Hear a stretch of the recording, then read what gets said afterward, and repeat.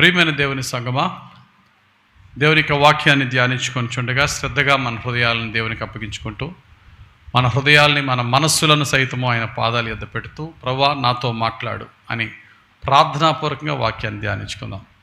మీ Bible తెరిచి ప్రసంగి గ్రంథము 12వ అధ్యాయము 1వ వచనం చదవాలని కోరుచున్నాను. ప్రసంగి గ్రంథము 12వ అధ్యాయము 1వ వచనం 2వ వచనం కూడా చదవండి. దుర్దినములు రాకముందే ఇప్పుడు వీటి యందు నాకు సంతోషము లేదని నీవు చెప్పు సంవత్సరములు రాకముందే తేజస్సునకును సూర్యచంద్ర నక్షత్రములకును చీకటి కమ్మకముందే వాన వెలిసిన తరువాత మేఘములు మరలా రాకముందే నీ బాల్య దినములందే నీ సృష్టికర్తను స్మరణకు తెచ్చుకొనము. ఒక ప్రశ్న అడుగుతాను, చెప్పండి. మీరందరూ ఆన్లైన్లో ఉన్నవారు, వాక్యం వింటున్న వారు కూడా మీరు చెప్పుకోండి. ఈ ప్రశ్నకి ఆన్సర్ ఏంటో చెప్పండి. ఇప్పుడు చదివిన వాక్యాన్ని బట్టి ఎవరి గురించి ఈ వాక్యం చెప్పబడుతుంది? మన దగ్గర 4 వయస్కుల మనుషులు ఉన్నాం. బాలురు ఉన్నారు, యవనస్తులు ఉన్నారు, మధ్య వయసులో ఉన్నవారు ఉన్నారు, వృద్ధులు ఉన్నారు. ఈ వాక్యం ఎవరి గురించి చెప్పబడుతుంది చెప్పండి గట్టిగా. అందరి గురించి అంటే స్పెసిఫిక్గా ఎవరి గురించి? బాల్యం గురించి చెప్పబడుతుంది అనేవాళ్ళు బాలురు. బాల్యం గురించి చెప్పబడుతుందా చెప్పండి. యవనస్తుల గురించా, మధ్యప్రాయం కలిగిన వారి గురించి, వృద్ధుల గురించా? అన్ని వయసుకులు స్పెసిఫిక్గా ఏ వయసు వాళ్ళ గురించి చెప్పబడింది? బాలురా, యవనస్తుల, మధ్య వయస్సుల, వృద్ధుల? ఏమండి? బాల్యం దాటిన వాళ్ళకా? ఇష్యూ ఏంటో తెలుసా? ఈరోజు I'm dedicating this sermon for elderly people, old age people. ఈ ప్రసంగి గ్రంథం 12వ అధ్యాయం అంతా కూడా వృద్ధుల గురించి specifically for the elderly people, వృద్ధుల గురించి. బాల్యం గురించి అనేవాళ్ళు బాలురు. నీ బాల్య దినమందే నీ సృష్టికర్తను జ్ఞాపకం చేసుకోను అంటే అక్కడ బాల్యం ఉంది కాబట్టి బాలబాలికలకి అనుకుంటారు. లేదంటే పోనీ యవనస్తులకండి, బాల్యం దాటిన యవనస్తులకి. No, it is specially for the elderly people. వృద్ధులు అంటే అబోవ్ 60. ఈ వాక్యం ఎక్కువగా ఉపయోగపడేది అబోవ్ 60. మరి మనకు ఉపయోగపడదా అంటే వాక్యం అనేది 2 అంచులు గల ఖడ్గం. ఎవరికన్నా ఉపయోగపడుతుంది.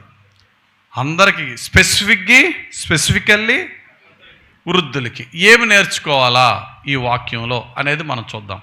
ఇప్పుడు మరలా ఫస్ట్ నుంచి చదువునానా, అదే 12వ అధ్యాయం 1 నుంచి.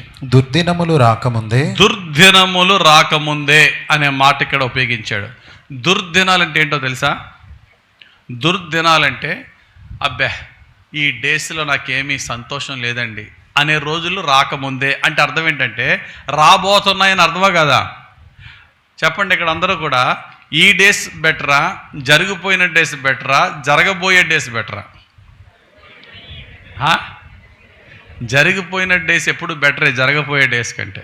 మరి ముఖ్యంగా వృద్ధాప్యం రీచ్ అవుతున్న వారికి రాబోయే దినాలు జాయ్ఫుల్గా ఉంటాయా, పెయిన్ఫుల్గా ఉంటాయా? అంతే. పెద్ద వయసు వచ్చే కొలది రాబోయే దినాలు ఇంకా ఆ నొప్పి పెరుగుతూనే ఉంటాయి ఎన్ని మందులు వాడినా. కాబట్టి దుర్దినములు రాకముందే, ఇప్పుడు వీటి యందు నాకు సంతోషము లేదని నీవు చెప్పు సంవత్సరములు రాకముందే. ఎంజాయ్ చేద్దామని అనుకుంటాం కానీ ఎంజాయ్ చేయడానికి బాడీ సహకరించదు అనే రోజులు రాకముందే. తేజస్సునకును సూర్యచంద్ర నక్షత్రములకును చీకటి కమ్మకముందే. ఇక్కడ ఈ మాట గుర్తుపెట్టుకోండి. ఆకాశంలో మనకి వెలిగివ్వడానికి ఏమున్నాయి? 3 ఉన్నాయి. 3 ఏంటి చెప్పండి? సూర్యుడు, చంద్రుడు, నక్షత్రాలు. ఈ 3 లైట్లు ఒకేలా ఉంటాయా? 3 కూడా ఒకే అమౌంట్ ఆఫ్ లైట్ని ఈ భూమికి ఇస్తాయా? ఎక్కువ ఏది ఇస్తుంది? సూర్యుడు ఇస్తాడు. తర్వాత చంద్రుడు ఇస్తాడు. మంచి పౌర్ణమి రోజుని లైటింగ్ వస్తుందా భూమి మీద? చక్కగా వెన్నెల్లా లైటింగ్ వస్తుంది. తర్వాత నక్షత్రాలు. నక్షత్రాల వెలుగు ఎలా ఉంటుంది? నక్షత్రాల వెలుగులో మనకి దారి కనబడిపోద్దా? సూర్యుడు చంద్రుడు లేకుండా ఆకాశం అంతా నల్లటిగా ఉండి అంతా అన్నీ కూడా ఫుల్గా నక్షత్రాలు కనబడినా దారి కనబడద్దా మనకి? ఇంకా పౌర్ణమి రోజున దారి కనబడిపోద్ది మనకి. నక్షత్రాలు వెలుగు అంటే వెలుగు ఉందంతే, కానీ లివింగ్కి ఉపయోగపడనే వెలుగు. అర్థమైందండి? ఇప్పుడు చెప్పండి, సూర్యుని వెలుగు, చంద్రుని వెలుగు, నక్షత్రాల వెలుగు చీకటి కమ్మక మునుపే అంటే ఎంత గొప్ప సూర్యుని వెలుగు కూడా చీకటిగా మారే రోజులు రాబోతున్నాయి. అంటే సూర్యుని వెలుగు చీకటి ఆ వెలుగు అంటే ఏంటి? What is light? మన జీవితంలో ఆ లైట్ చీకటి కాకముందు అంటే ముందు లైట్ అంటే ఏంటి?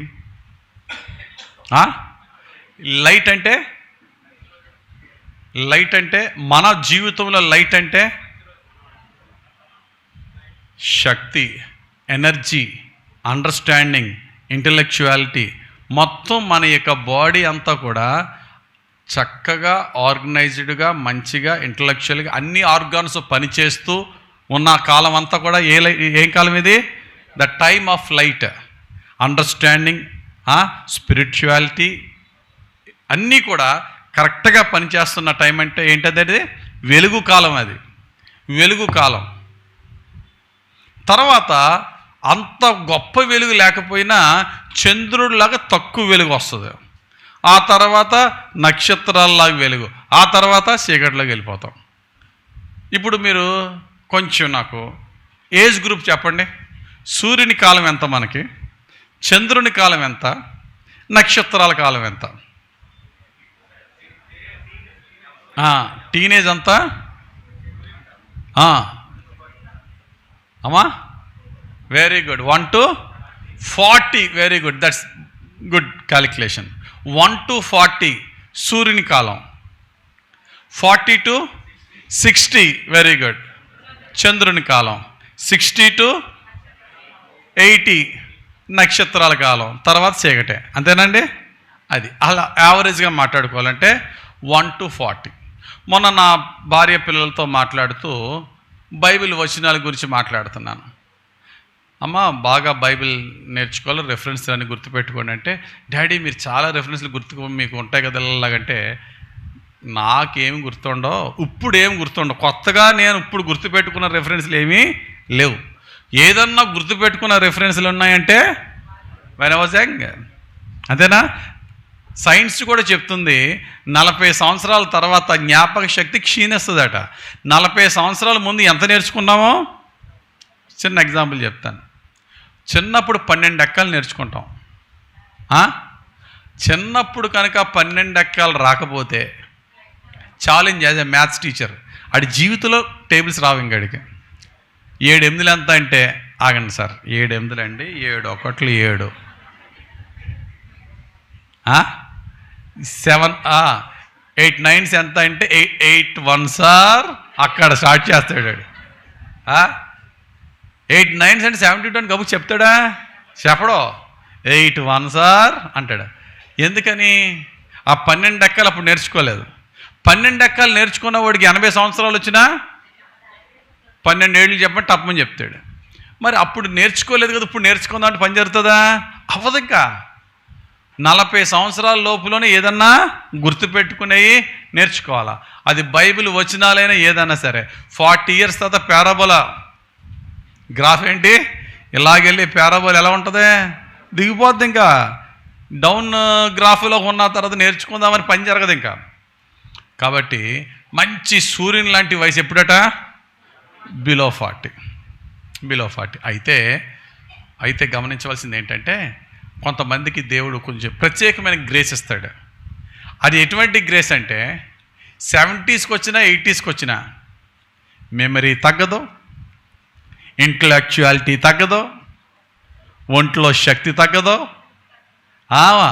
ఏది తగ్గదు. అది దేవుని కృప. అందరినీ మనం దాన్ని జనరలైజ్ చేయలేం. ఒకవేళ పెద్ద వయసు వచ్చిన తర్వాత ఎలా ఉంటుంది అనేది నాకు తెలిసి బైబిల్ అంతట్లో ప్రసంగి గ్రంథం 12వ అధ్యాయంలో వృద్ధ వయసుని వివరించినట్టుగా ఎక్కడా వివరింపబడలేదు. అద్భుతమైన మెటాఫరికల్గా వివరించాడు. ఎలా వివరించాడో చూద్దాం. మనం ఇప్పుడు ఎన్నో వచనం చదువుకున్నానా? మొదటి వచనం చదివామా? రెండవ వచనం ఏంటి చదువు? తేజస్సునకును సూర్యచంద్ర నక్షత్రములకును చీకటి కమ్మకముందే, వాన వెలసిన తరువాత మేఘములు మరలా రాకముందే, నీ బాల్య దినములందే నీ సృష్టికర్తను స్మరణకు తెచ్చుకొనుము. వాన వచ్చిందండి, మేఘాలన్నీ ఏమైపోతాయి? వర్షం ద్వారా క్లియర్ అయిపోతాయి. స్కై ఏమైపోతుంది? ఇప్పుడు క్లియర్గా ఉంటుంది, క్లీన్ స్కై. ఇక మరలా మేఘాలు వస్తాయా? రావా? ఒకసారి వర్షం వచ్చేసిందంటే ఇంక జీవితానికి వర్షం రాదా? అది ఉన్న మేఘాలు క్లియర్ అయిపోయిన తర్వాత మళ్ళీ క్రొత్త మేఘాలు వస్తాయా? వస్తాయి. అంటే అర్థం ఏంటి తెలుసా? వస్తూనే ఉంటాయి. ఆ తర్వాత పెద్ద వయసు వచ్చిన తర్వాత శ్రమ వచ్చిందంటే ఆగిపోలేదు. ఈ మోకాలు నొప్పి తగ్గిపోయింది, ఇప్పుడు చెయ్యి నొప్పి, కాలు నొప్పి, చెవు నొప్పి, కంటి నొప్పి, ముక్కు నొప్పి, అన్ని నొప్పులే. ఒక వేవ్ తర్వాత ఇంకో వేవ్, ఇంకో వేవ్ తర్వాత ఇంకో వేవ్. ఈ వేవ్ వెంబడి వేవ్ రాక మునుపే, అర్థమైందండి? ఆ డిఫికల్టీ డేస్ నీ జీవితంలో అమ్మా బాబో అనే రోజులు రాక మునుపే రిమెంబర్ నీ బాల్య దినములందే నీ సృష్టికర్తను స్మరణ. ఇప్పుడు చెప్పండి ప్రశ్న, బాల్య దినములందే అంటే ఎంత వయసు?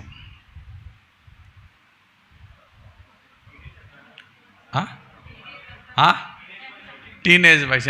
ఇంతంత విన్న తర్వాత ఇంకా టీనేజ్ అంటే అలాగా? బాల్య దినములు అంటే ఏంటి? ఇప్పుడు ఈ కాంటెక్స్ట్లో బాల్య దినములు అంటే ఏంటో తెలుసా?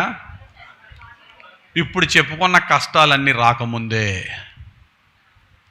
ఇప్పుడు చెప్పుకున్న ఈ వృద్ధ వయసు, ఇన్ని ఇంటలెక్చువాలిటీ కోల్పోకముందే, నీ కళ్ళు కనబడడం ఆగిపోకమునిపే, నీకు ఎంత చెప్పినా వినబడుతుంది ఏంటంటే అంట చూసావా? ఆ స్టేజ్ ఇంకా ఇదంతా బాల్యమే. ఈ కాంటెక్స్ట్లో బాల్య దినములో బాలుడు నడవలసిన త్రోవను వానికి నేర్పుము, వాడు పెద్దవాడైనను దాని నుండి తొలగిపోడు. సామెతలు 22:6. ఆ బాల్య వయసు అంటే ఎంత? అది ఆ బాల్య వయసు అంటే 12 సంవత్సరాల లోపు. ఈ బాల్య వయసు అంటే 12 సంవత్సరాల లోపు కాదు. అర్థమవుతుందండి ఇప్పుడు? అది ఇక్కడ బాల్య దినములందరినీ సృష్టికర్తను స్మరణకు తెచ్చుకోమనంటే ఇది పిల్లలకి చెప్పే ప్రసంగం అండి, లేకపోతే యవనస్తులకు చెప్పే నో, వృద్ధులకు చెప్పే ప్రసంగం. నీ బాడీ యొక్క గ్లోరీ తగ్గిపోకముందే, మహిమ తగ్గిపోకముందే, శక్తి తగ్గిపోకముందే, జ్ఞానం తగ్గిపోకముందే, వివేకము వివేచన తగ్గిపోకముందే అదంతా బాల్యమే. అప్పుడే నువ్వు దేవుని దగ్గరికి రా. నిన్ను సృష్టించిన నీ సృష్టికర్తను అర్థం చేసుకో. ఆయన వాక్య సత్యంలో బలపడు. ఆయనతో చక్కటి రిలేషన్ కలిగి ఉంటే ఏమైందండి? ఏమైంది తెలుసా? You will never regret in your old days. The people who maintain close relationship with God will never regret in their old days. ఏ మనుషులైతే వారి యొక్క యవ్వనంలో మధ్యప్రాయంలో దేవునితో చక్కటి ఆత్మీయ బంధం, చక్కటి స్పిరిచువల్ రిలేషన్ కలిగి ఉంటారో వారు వృద్ధ వయసులో ఏంటి నా బతికి ఎలాగైపోయింది అనే బాధ ఉండదు వాళ్ళకి. నా మరణ దినాలు దగ్గరికి వచ్చేస్తుందనే భయం ఉండదు వాళ్ళకి. వాళ్ళ వయసు ఎలా ఉంటుందో, ఆ వృద్ధ వయసు ఎలా ఉంటుందో, మంచిగా ప్రిపేర్ అయిపోయిన వయసు ఎలా ఉంటుందో, దేవునితో ఆత్మీయ కనెక్ట్ అవ్వని వయసు ఎలా ఉంటుందో కూడా చూద్దాం. మొదటి 2 వచనాలు ధ్యానించుకున్నాం. ఇప్పుడు ఈరోజు మనం ధ్యానించేవి ప్రసంగి గ్రంథం 12వ అధ్యాయం మొదటి 7 వచనాలు ధ్యానిద్దాం. ఈ మొదటి 2 వచనాలు ఇంట్రడక్షన్, నీ బాల్య దినములో ఎలా ఉంటావు, ఎలా ఉండాలో చెప్పాడు. ఈసారి నీ వృద్ధ దినములో నీ వృద్ధాప్యం ఎలా ఉంటుందో చాలా అద్భుతంగా వివరించాడు. చూద్దాం. 3వ వచనం నుంచి చదువుకుందాం. ప్రసంగి గ్రంథం 12వ అధ్యాయం 3వ వచనం 4వ వచనం వృద్ధాప్యాన్ని వివరిస్తున్నాయి. చెప్పండి. ఆ దినమున చెప్పండి. ఇప్పుడు ఏ దినమున? ఆ దినమున అంటే ఏ దినమున? వచ్చేసింది, ఇంకా బాల్య దినం అయిపోయింది. వృద్ధాప్య దినమున ఇంటి కావలి వారు వణకుదురు. చెప్పండి. ఇంటి కావలి వారు వణకు. ఇల్లు ఏంటి చెప్పండి? ఇల్లు. Very good. ఇల్లు అంటే ఏంటి? Our body is the house. ఇంటి కావలి వారు ఎవరు చెప్పండి? ఇంటి కావలి వారు ఎవరు? ఎనీబడి? ఇంటి మొదటి 2 ఆరాధనలకు అటెండ్ అవ్వని వారు వాళ్ళే చెప్పాలి. జ్ఞానేంద్రియాలు రాంగ్, కళ్ళు రాంగ్. ఇంటి కావలి వారు అంటే ఇంటిని కాపాడేవారు. ఇప్పుడు ఇంటిని కాపాడేది, పడిపోతున్నాం వెంటనే మనం ప్రొటెక్ట్ చేసేది ఏంటి? కింద పడుతున్నాం ఎలా ఆపుకుంటాం? ఏదైనా మీద పడుతుంది ఎలా ఆపుకుంటాం? ఏదైనా తగలకుండా ఏం ఆపుకుంటాం? చెప్పండి. బాడీని కాపాడేది ఏంటి? హ్యాండ్స్. అంతేనా? పడుతున్నాం, ఎలా పడిపోతున్నా ఇలా పెట్టుకోలేదండి ఏమవుద్ది? ఇల్లు మొక్కలైపోద్ది. అంతేనా? బుర్రకన్నం పడిపోద్ది, ముక్కు మొక్కలు అవుతుంది. ఎలా పడిపోతున్నా ఎలాగన్నా ముందు ప్రొటెక్ట్ చేసుకునేది ఏంటి చెప్పండి? హ్యాండ్స్. ఇప్పుడు చెప్పండి, ఇంటి కావలేవారు వణుకును. ఆగండి అక్కడ ఆగండి. ఇంటి కావలి వారు ఏమవుతారు? వణుకును. ఇప్పుడు నువ్వేం చేస్తున్నావు? నా గాజులు చూసావా అని చూపిస్తున్నావు. నువ్వేం చేస్తున్నావు? ట్రైసెప్ చూసావా, బైసెప్ చూసావా, మజిల్ చూసావా అంటున్నావు. అప్పుడు గ్లాసు నీళ్ళు ఇచ్చావనుకో, గ్లాసు నీళ్ళు తాగడానికి గ్లాసు బ్రేక్ డాన్స్ చేస్తుంది ఇక్కడ. అర్థం అవట్లేదా? ఈరోజు మనం నవ్వుకుంటున్నాం, మనకి ఎవ్రీబడి ఆయన దేవుని కృప ఉంటే we need to face that time period, that phase of life. మన టైం పీరియడ్ ప్రభు కృపలో మనం కూడా ఫేస్ చేస్తాం. ఇంటి కావలి వారు వణుకును. నెక్స్ట్, బలిష్ఠులు వంగుదురు. చెప్పండి ఇప్పుడు ఎవరండి బలిష్ఠులు? బలిష్ఠులు వంగును. ఇక్కడ డాక్టర్స్ కూడా ఉన్నారు కదా మన చర్చిలో. What is the strongest bone in the entire body? వెన్నెముక. చదవండి, మెడికల్ స్టూడెంట్స్, బైపీసీ వాళ్ళు, డాక్టర్లు చెప్పండి. What is the strongest bone in the entire skeleton, human skeleton? ఫ్యూమర్ bone. తొడ ఎముక ఉన్న చూసారండి, థై బోన్ ఉన్న చూసారా? ఇది అన్నిటికంటే మన కాల్లో ఉన్న ఈ బోన్స్ మొత్తం ఎంటైర్ బాడీలోనే స్ట్రాంగెస్ట్ బోన్ అట. చెప్పండి ఇప్పుడు, బలిష్ఠులు వంగును అంటే చక్కగా నడిచి ఎలా చాతెత్తుకుని నడిచేవాడు కూడా ఒకరోజు వచ్చిన తర్వాత ఈ కాళ్ళు ఏమవుతాయి? వంగును. మోకాళ్ళు అరిగిపోనియండి. మోకాళ్ళు అరిగిపోనియండి. ఈ బలమైన ఎముక ఏమవుతుంది చెప్పండి ఇప్పుడు? వంగుని నడుస్తుంది కాల్లో. కావలి వారేమో వణుకుతున్నారట, బలమైన ఏమో వంగిపోతాయట. నెక్స్ట్, విసరువారు కొద్దిమంది ఎగుట చేత పని చాలించుకొందురు. ఇది చెప్పండి, విసురువారు కొద్దిమంది ఎగుట చేత పనిని చాలించుకొనును. ఎవరు చెప్తారు? విసురువారు అంటే ఏంటి? విసురువారు అంటే ఇప్పుడు రోకలు విసురుతారు కదా, ఎందుకు? దంచడం, క్రష్ చేయడం. మనకి గ్రైండింగ్ అనమాట. గ్రైండింగ్ మనకి న్యాచురల్గా దేవుడు ఒక ఆర్గాన్, ఒక పార్ట్ని గ్రైండింగ్ పెట్టాడు. చెప్పాలా? పళ్ళు నమిలేసి. విసురువారు కొద్దిమంది అగుట చేత అంటే ఏంటి ఇప్పుడు చెప్పండి? అది పాపం నవ్వడానికి కూడా ఇబ్బంది పడతారు. ఎందుకని? ఈ తొర్రె ఎక్కడ కనబడద్దు అని. విసురువారు కొద్దిమంది అగుట చేత పనిని చాలించుకొందురు. అంటే పని చాలించుకుందరు అంటే ఏంటి? మటన్ బిర్యానీ పని జరగదు, ఇంకా చికెన్ జాయింట్ పని జరగదు. పని చాలించుకొందురు అంటే అర్థం ఏంటి? వద్దులే అమ్మ, వెజిటేరియన్ ఏదో ఉంటే పెట్టి, పెరుగు అన్నం సాంబార్ ఏదో పెట్టి. ఒకప్పుడు మొక్క లేకపోతే ముద్ద దిగదుగా. విసురువారు ఎక్కువ మంది లేకపోవడం వల్ల పనిని చాలించుకొందురు. నెక్స్ట్, కిటికీలలో గుండా చూచువారు కానలేక ఎందురు. కిటికీలో గుండా చూచువారు కానలేక ఎందురు. చెప్పండి ఏంటయ్యి? కళ్ళు. ఏదో శబ్దం వినబడద్దే, కనబడదు. ఫోన్ రింగ్ అవుతుంది, తీస్తాం. ఈ కళ్ళద్దాలు పడుకునే ముందు దిండి పక్కన ఎక్కడో పెట్టుకుంటాం, ఎల్లగంటే ఇదేమో మనకి కనబడదు. ఇప్పుడు ఫోన్ రింగ్ అవుతుంది, అది కూతురే చేయొచ్చు, కొడుకే చేయొచ్చు. ఇది లేకపోతే ఇది కనబడదు.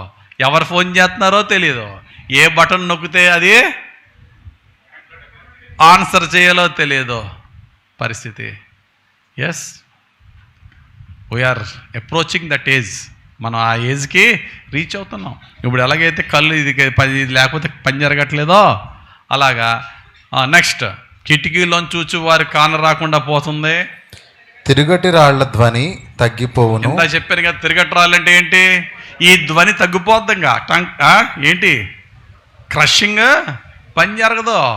ఇంతకుముందు ఎముకల్ని కూడా మింగేసే శక్తి ఉంది దీనికి. ఇప్పుడు మాంసాన్ని కూడా నవలలేని శక్తి. గట్టిగా నవ్వులతో ఇంకోటి ఏదో ఊగుతుంది అక్కడ. అయ్యో బాబు, ఇది ఊడిపోయేలాగా ఉందంటే ఇది ఊడిపోయేలాగా ఉంది. ఎందుకు వచ్చింది గొడవరా బాబు, ఈ మాంసాలు ఏమొద్దు అంటారు. ఆ ఏజ్కి అప్రోచ్ అవుతున్నాం. నెక్స్ట్, వీధి తలుపులు మూయబడును. వీధి తలుపులు మూయబడును. చెప్పండి, ఇది చెప్పండి అసలు. వీధి తలుపులు మూయబడును. ఒకప్పుడు ఆవిడ నోరు తెరిసిందంటే వీధి దద్దరిల్లవలసిందే. ఈయన మాట్లాడాడంటే మొత్తం రూము దద్దరిల్లవలసిందే. ఇప్పుడు మాట్లాడదామంటే గాలి వస్తుంది బయటికి. మాట్లాడదాం అనిపిస్తుంది కానీ గాలి వస్తుంది. అప్పుడు ఏం చేసుకుంటారు? అక్కడికి వెళ్ళి మాట్లాడి నవ్వులు పాలు అయ్యే కంటే నోరు మూసుని కూర్చోవడం బెటరు. వీధి తలుపులు మోయబడును.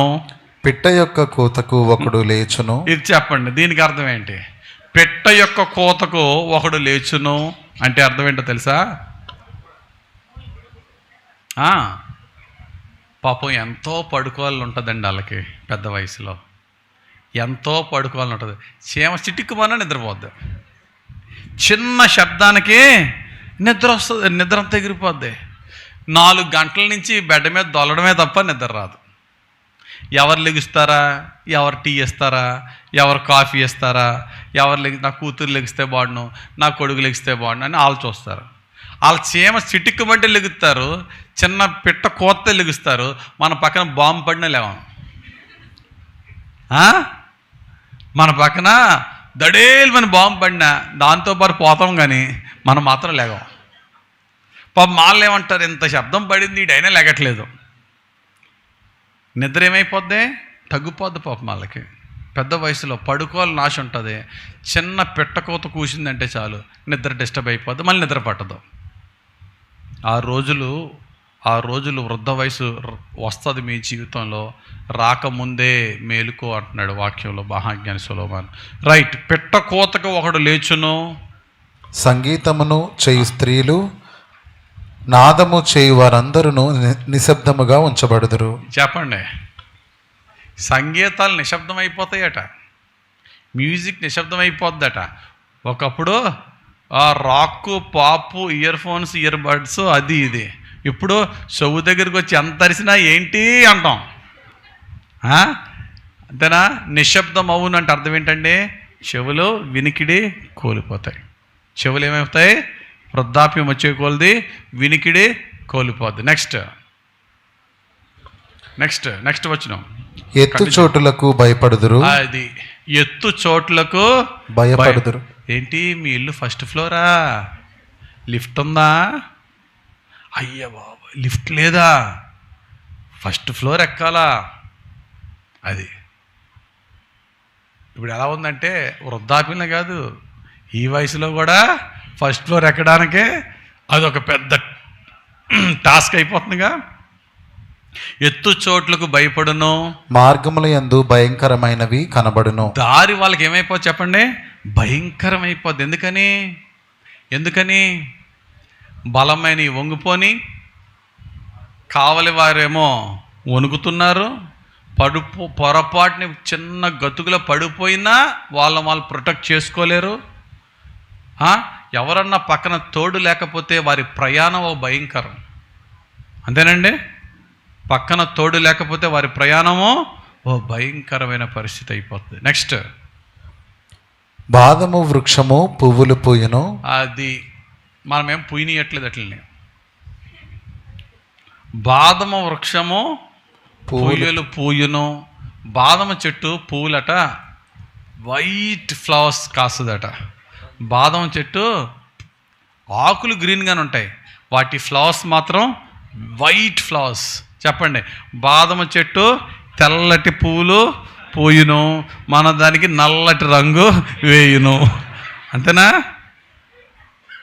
బైబిల్ చెప్తుంది. బాదం చెట్టు ఏమవుతుంది? తెల్లటి పువ్వులు పోస్తుంది. Grey hair must be honoured అని ఉంటుంది బైబిల్లో.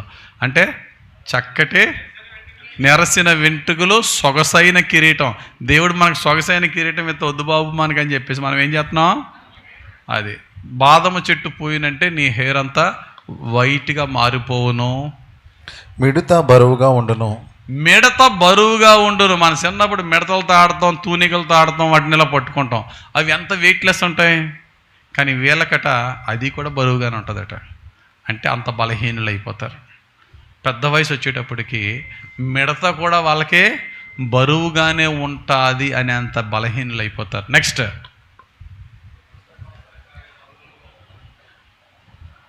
బుడ్డ సా బొడ్డ కాదు, సరిగ్గా చదువు. బుడుసర కాయ పగులును. బుడసరకాయ ఏమవుతుందట? పగులును. అంటే అర్థం ఏంటంటే దీనికి ఇంగ్లీష్లో అదే కాయని, అదే బుడసరకాయని ఇంగ్లీష్లో ఏమన్నారంటే క్యాపర్ బెర్రీ అన్నారు. క్యాపర్ బెర్రీ, ఆ కాయ పేరు క్యాపర్ బెర్రీ. దాన్ని చిన్న గుండి లోపల చిన్న కాయ, చిన్న సీడ్ ఉంటుంది. క్యాపర్ బెర్రీ, క్యాపర్ పండు అంటారు. ఈ క్యాపర్ పండు అటండి ఆ రోజుల్లో మిడిల్ ఈస్ట్ ప్రాంతాలలో పండిస్తారట. అది ఎందుకంట? మనిషిలో ఉన్న కోరికలను పుట్టిస్తుందట. సెక్షువల్ డిజైర్స్ని పుట్టించడానికి ఉపయోగించే విధమైనటువంటి అది సీడ్ అట. అది మనుషుల్లో ఆ యొక్క లైంగిక వాంఛ, ఆ యొక్క కోరికలను రేపడానికి ఆ రోజుల్లో ఉపయోగించేవారట. ఎన్ని తిన్నా సరే ఆ కాయ పగులును. అంటే పని జరగదు. పెద్ద వయసు, ఆ చూపులకి ఆలోచనలు వస్తాయి, కానీ శరీరం ఇటువంటి సుఖాన్ని, ఎటువంటి దాన్ని అది సహకరించదు. Body become weak. మనిషిలో కోరికలు పుడతాయి కానీ దేహము సహకరించదు. ఇది చాలా గ్రాడ్యువల్గా ఈచ్ అండ్ ఎవ్రీ బిట్ భక్తుడైనటువంటి సొలొమోను ఎక్స్ప్లెయిన్ చేస్తున్నాడు. పెద్ద వయసు వచ్చిన తర్వాత కోరికలు, లస్టీ డిజైర్స్ ఉండవా? చెప్పండి. పెద్ద వయసు వచ్చేసింది, మోహపు కాంప అపిత్ర కోరికలు వస్తాయి రావా? చచ్చేంతవరకు వస్తాయి. కానీ శరీరం ఏం చేస్తుంది? రాదు. అంటే డిజైర్ ఏమైపోద్ది అంటే డిజైర్ ఉండిపోద్ది. ఆ డిజైర్ని ఫుల్ఫిల్ చేసే దేహం ఏమైపోద్ది? ఆ యొక్క దేహము బలహీనం అయిపోద్ది. సరే, అంటే ఆశ గతించిపోవును. బుడసరకాయ పగులంటే అర్థం ఏంటంటే కోరిక, ఆశ అంతా కూడా గతించిపోతూ ఉంటుంది. ఏలయనగా ఒకడు తన నిత్యమైన ఉనికి పట్టునకు పోవుచున్నాడు. అది ఏంట్రా అంటే దీని అంతటికే కారణం నిత్యమైన ఉనికి పట్టునకు వెళ్ళిపోతున్నాడు.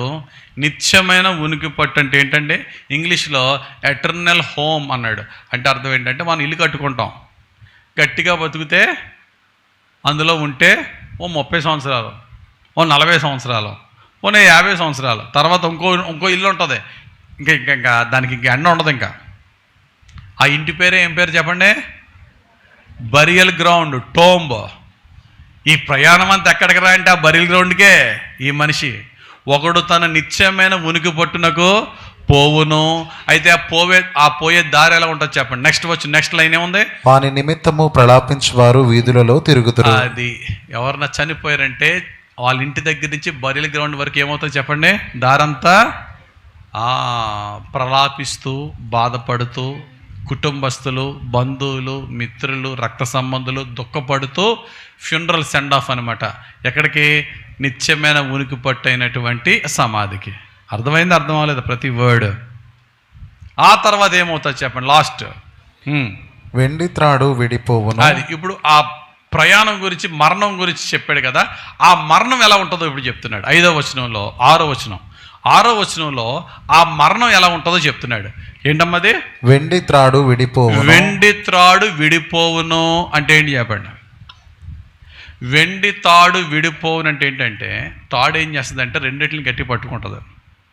మనం ఈ భూమిలోకి వచ్చేటప్పుడు, మనం ఈ భూమిలోకి ఎంటర్ అయ్యేటప్పుడు ఒక తాడుని కట్ చేస్తే కానీ పని జరగదు. ఒక తాడుని కట్ చేస్తేనే కానీ అంబ్లికల్ కార్డ్ అని ఉంటుంది. బొడ్డు త్రాడు ఏం చేయాలా? దాన్ని కట్ చేస్తే తల్లిలో నుంచి మనిషి ఏమవుతాడు? వేరవుతాడు. అలాగే వెండి తాడు అంటే ఏంటంటే ఈ బాడీని ఆత్మని, బాడీని ప్రాణాన్ని కలిపే కలిసి ఉంటే ఈ ప్రాణం ఈ దేహంలో నుండి కట్ అయిపోయి వేరైపోయే సమయం రాబోతుంది. ఈ థ్రెడ్ ఏమవుతుంది? కట్ అవుతుంది. ఈ థ్రెడ్ కట్ అయినప్పుడు బాడీ ఇక్కడే ఉండిపోద్ది, ఆత్మ మాత్రము వెళ్ళిపోద్ది. ఎప్పుడైతే ఈ తాడు కట్ అయిందో నెక్స్ట్ ఏమవుతుంది? బంగారు గిన్నె పగులును. బంగారపు బ్రెయిన్ని హోల్డ్ చేసి పుర్రు ఏమైంది? ఇంకా పగులు అంటే అర్థం ఏంటి? బ్రెయిన్ డెడ్ అవుతుంది. ప్రాణం పోయినప్పుడు తర్వాత ఏమవుతుంది? బ్రెయిన్ ఏమవుతుంది? డెడ్ అవును.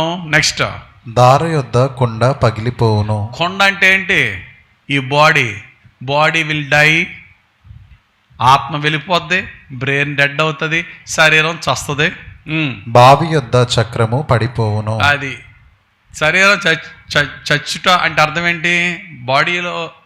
బాడీలో ప్రతి అవయవము చచ్చిపోవడం ఎప్పుడు జరుగుతుంది చెప్పండి? బాడీలో ఉన్న ప్రతి అవయవం, ఒక్కొక్కటి అవయవం ప్రతిదీ చచ్చిపోవడం ఎప్పుడు జరుగుతుంది?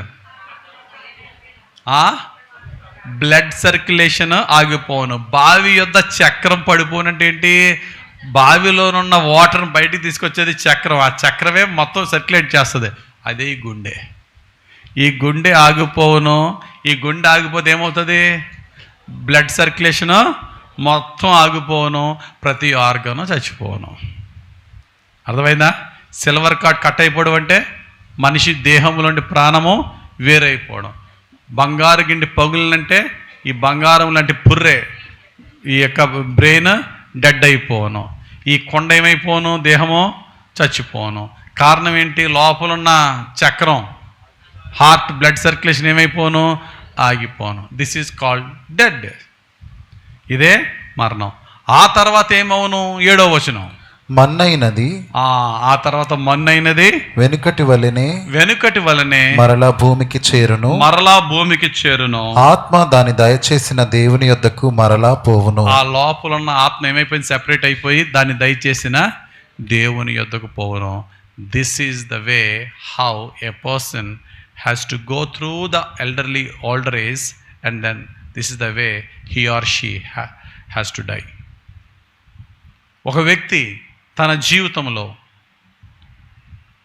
వృద్ధాప్యాన్ని ఎదుర్కొనే విధం ఇది. ఆ వృద్ధాప్యం అంతట్లో జీవించిన తర్వాత ప్రభు యొక్క ఉద్దేశ ప్రకారంగా, ప్రభు యొక్క ప్రణాళిక ప్రకారంగా ఈ శరీరం మన్నైపోద్ది. ఆత్మ దాన్ని దయచేసిన దేవుడు. కాబట్టి ఇప్పుడు మరలా అందువలన ఆ దినములు రాకముందే బాల్య దినమందే నీ సృష్టికర్తను స్మరణకు తెచ్చుకో. నీ సృష్టికర్తను నువ్వు స్మరణకు తెచ్చుకుంటే నీకున్న ధైర్యం ఏంటో తెలుసా? దీనితో నీ ప్రయాణం ముగిసిపోదు. ఆ తర్వాత ఆ వృద్ధ దినాల్లో నువ్వు కృంగిపోకుండా నీలో ఒక ఆనందం ఉంటుంది. ఏంటి ఆనందం అంటే, నా పరలోకపు తండ్రి దగ్గరికి నేను చేరుతున్నానని. కాబట్టి ఇది వృద్ధాప్యం ఎలా ఉంటే ఒక 5 విషయాలు చెప్తాను. మన వృద్ధాప్యంలో మనం ఎలా ఉండాలి, how we should live our older age. వృద్ధాప్యాన్ని మనం ఎలా జీవించాలి? మొట్టమొదటిగా ఆల్రెడీ వృద్ధులు అందరూ గమనించండి, ఇలా మనం జీవిస్తున్నామో కూడా చెక్ చేసుకోవాలి. వృద్ధాప్యంలో ప్రభు కృపను బట్టి భవిష్యత్తులో ప్రవేశించే మనము వృద్ధాప్యాన్ని ఎలా ప్లాన్ చేసుకోవాలి? మొట్టమొదటిగా వృద్ధాప్యములోనూ కూడా ఫలిస్తూ దేవుని మంచితనానికి మనం సాక్షులుగా బ్రతకాలి. వృద్ధాప్యములోనూ ఫలిస్తూ our old age should be a living testimony of God's goodness. దేవుని మంచితనం ఇలా ఉంటుందని మన వృద్ధాప్యములో కూడా చిగురించుట వల్ల మనం చూస్తున్న ప్రజలందరూ తెలుసుకోవాలి. కాబట్టి మొట్టమొదటిగా we should be fruitful even in the old age. వృద్ధ వయసులో కూడా మనము ఫలవంతంగా ఉండాలి. అందుకే భక్తుడు అంటాడు చూడండి, 92వ కీర్తన 14-15 వచనాలు. 92వ కీర్తన 14-15 వచనాలు. నాకు ఆశ్రయదుర్గమైన యెహోవా యథార్థవంతుడనియు ఆ, ఆయన యందు ఏ చెడుతనమును లేదనియు ప్రసిద్ధి చేయుటకై ఆ. వారు ముసలితనమందు ఇంకా చిగురు పెట్టుచుందరు, చెప్పండి. చదువు. సారము కలిగి పచ్చగానుందురు. వృద్ధాప్యమందు వాళ్ళు చిగురుతూ, వృద్ధాప్యమందు వారు పచ్చగా ఉంటూ, వృద్ధాప్యమందు ఇంకా సారం కలిగి ఉండడం ఎందుకట? వాళ్ళని చూచు 14వ వచనంలో వారిని చూచువారు ఇతడు నమ్ముకున్న దేవుడు యథార్థవంతుడురా, ఇతన్ని విడిచిపెట్టలేదురా. ఈ వృద్ధురాలు నమ్ముకున్న దేవుడు నిజమైన దేవుడురా, ఈమెను విడిచిపెట్టలేదురా. చూడు ఆ వృద్ధురాలు ఆ వృద్ధ వయసులో కూడా ఎంత హ్యాపీగా ఉన్నదో. మన వృద్ధాప్యం చూసిన యవనస్తులు అనుకోవాలా, అంకుల్ ఆంటీ మీది లైఫ్ చాలా బ్లెస్డ్ ఆంటీ. ఈ పెద్ద వయసులో కూడా మీరు ఫలిస్తున్నారు ఆంటీ. ఫలించడం అంటే 2 రకాల ఫలాలు, ఒకటి ఆత్మఫలాలు, 2 శరీర ఫలాలు. ఆత్మఫలాలు గలితి 5:22 ఉంటుంది కదా. ఆత్మఫలాల్లో దేవుని ప్రేమలో ఫలించడం, ఆనందించడం, సమాధానం కలిగి ఉండడం, ఎదుటి వారి పట్ల మంచిని కలిగి ఉండడం, ఆశలను నిగ్రహించుకుంటూ పరిశుద్ధంగా ఉండడం, ఇవన్నీ చూసినప్పుడు అంకుల్ చాలా యథార్థంగా జీవిస్తారని చెప్పి, ఆంటీ చాలా యథార్థంగా జీవిస్తారని చెప్పి, మామగారు తాతగారు చాలా పయస్ లైఫ్ పరిశుద్ధమైన జీవితం జీవిస్తున్నారని చెప్పి వాళ్ళని చూసినప్పుడు చూస్తున్న వారికి సంతోషం కలగాల. మనల్ని చూస్తున్న వారికి మన దేవుడు ఎంత యథార్థవంతుడో మనల్ని చూసి వాళ్ళకి తెలుసుకోవాలా. వృద్ధాప్యములు ఫలించాలి, ఆత్మఫలం. అలాగే శరీర ఫలాలు కూడా. శరీర ఫలాలు అంటే ఏంటి? వృద్ధాప్యంలో కూడా వీ షుడ్ బి హెల్దీ. వృద్ధాప్యం ఎలా ఉండాలా? ఆరోగ్యంగా ఉండాలా. ఎలాగ ఆరోగ్యంగా ఉండాలా అంటే పరుగులు ఎత్తక్కర్లేదు, చక్కగా మన పనులు మనం చేసుకునేలా ఉండాలా. చక్కగా ఇంటలెక్చువల్గా, ఫిజికల్గా, స్పిరిచువల్గా స్ట్రాంగ్గా ఉండాలి. వృద్ధాప్యంలో కూడా ఎప్పుడు ఉంటాం? వృద్ధాప్యంలో స్ట్రాంగ్ ఎలా ఉంటాం? చక్కగా ఆరోగ్యంగా ఎప్పుడు ఉంటాం చెప్పండి. ఇప్పుడు ఉదాహరణకి నేనున్నాను, మధ్య వయసులో ఉన్నాను. ఈ మధ్య వయసులో నేను స్ట్రాంగ్గానే ఉన్నాను. నా ఏజ్ గ్రూప్ వాళ్ళతో చూస్తే నేను చాలా స్ట్రాంగ్గా ఉన్నాను. నా భార్య అప్పుడప్పుడు ఆశ్చర్యపోతూ ఉంటుంది, ఇంత స్టామినా ఎక్కడదండి, రాత్రి 3 గంటల వరకు ప్రిపేర్ అవుతారు, ఉదయమే మళ్ళీ వెళ్తారు, మళ్ళీ అక్కడికి వెళ్తారు, రెస్ట్ లేకుండా ఒకసారి వర్క్ చేస్తారు. ఈ స్ట్రెంత్ ఎక్కడి నుంచి వస్తుందంటే, కారణం ఎక్కడి నుంచి వచ్చిందంటే ఇప్పుడుకిప్పుడు స్ట్రెంత్ తినేస్తే వచ్చేస్తుందండి. మంచి ఫుడ్ తినేస్తున్నాను కాబట్టి వస్తుందా? రాదు. దేని ద్వారా వస్తుంది? నా యవన వయసులో చక్కగా ఆటలు ఆడుకున్నా, పరుగులు ఎత్తా, మంచి ఆహారం తిన్నా. ఇప్పుడు చదువులకి అప్పుడు చదువులకి చాలా తేడా. మా టైంలో చదువులు 4:30 అయిందంటే ఇంకా మళ్ళీ పుస్తకాలు టచ్ చేసేదే లేదు, గ్రౌండే. ఇంటికి ఎలాగొచ్చేవాళ్ళు అంటే యూనిఫామ్ అంతా డట్టి అయిపోయేది, అమ్మలు ఉతకలేక ఇబ్బంది పడిపోయేవారు. యు నేమ్ ఇట్, ఓ పలానా గేమ్ చెప్పండి, ఆ గేమ్ ఆడేసామంతే. క్రికెట్ దగ్గర నుంచి గూటి బిళ్ళ వరకు, కబడ్డీ, 7 పెంగులు, ఏదన్నా ఆడేసి ఇంటికి చక్కగా తడిసిపోయి చెమటలతో రావాలి ఇంటికి. మరి ఇప్పుడు బెత్తుడు ప్లే గ్రౌండ్ ఉండట్లేదు స్కూల్లో, అపార్ట్మెంట్లో స్కూల్ పెట్టేస్తున్నారు అంతే. ఉదయం 7 ఇన్, రాత్రి 7 అవుటు. మళ్ళీ అది కూడా మళ్ళీ ఏసీ రూమ్స్. పోనీ గవర్నమెంట్ స్కూల్స్లో మంచి గ్రౌండ్ ఉంటుంది, మంచి ఉన్నదంటే పేదోడు కూడా జాయిన్ చేయట్లేదు. మా బతుకులు ఎలాగ అయిపోయినాయండి. మా అబ్బాయి నన్ను ఈ టెక్నో ఆ టెక్నోలో పెట్టాలా,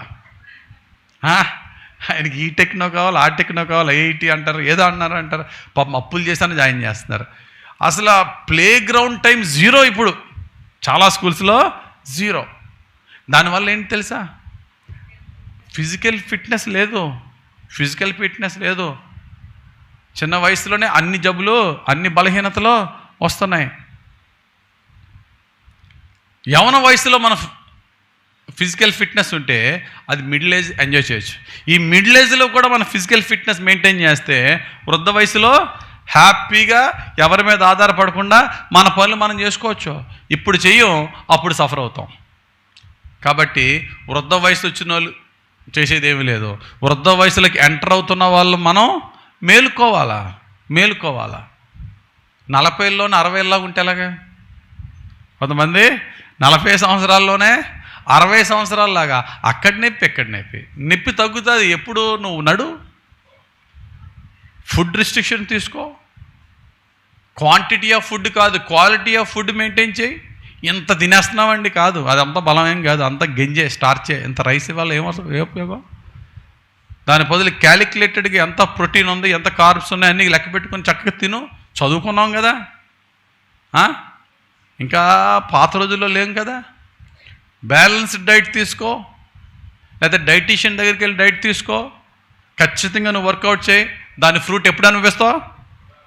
నీ వృద్ధాప్యంలో దాని ఫ్రూట్ అనుభవిస్తావు. 100% తిరగలేదు. ఎటకారంగా తీసుకోవద్దు, సీరియస్గా తీసుకోండి. యవనస్తులారా, మీరు యవనంలో చెమట పట్టేలాగా కష్టపడండి, ఏదో ఒకటి ఆడండి.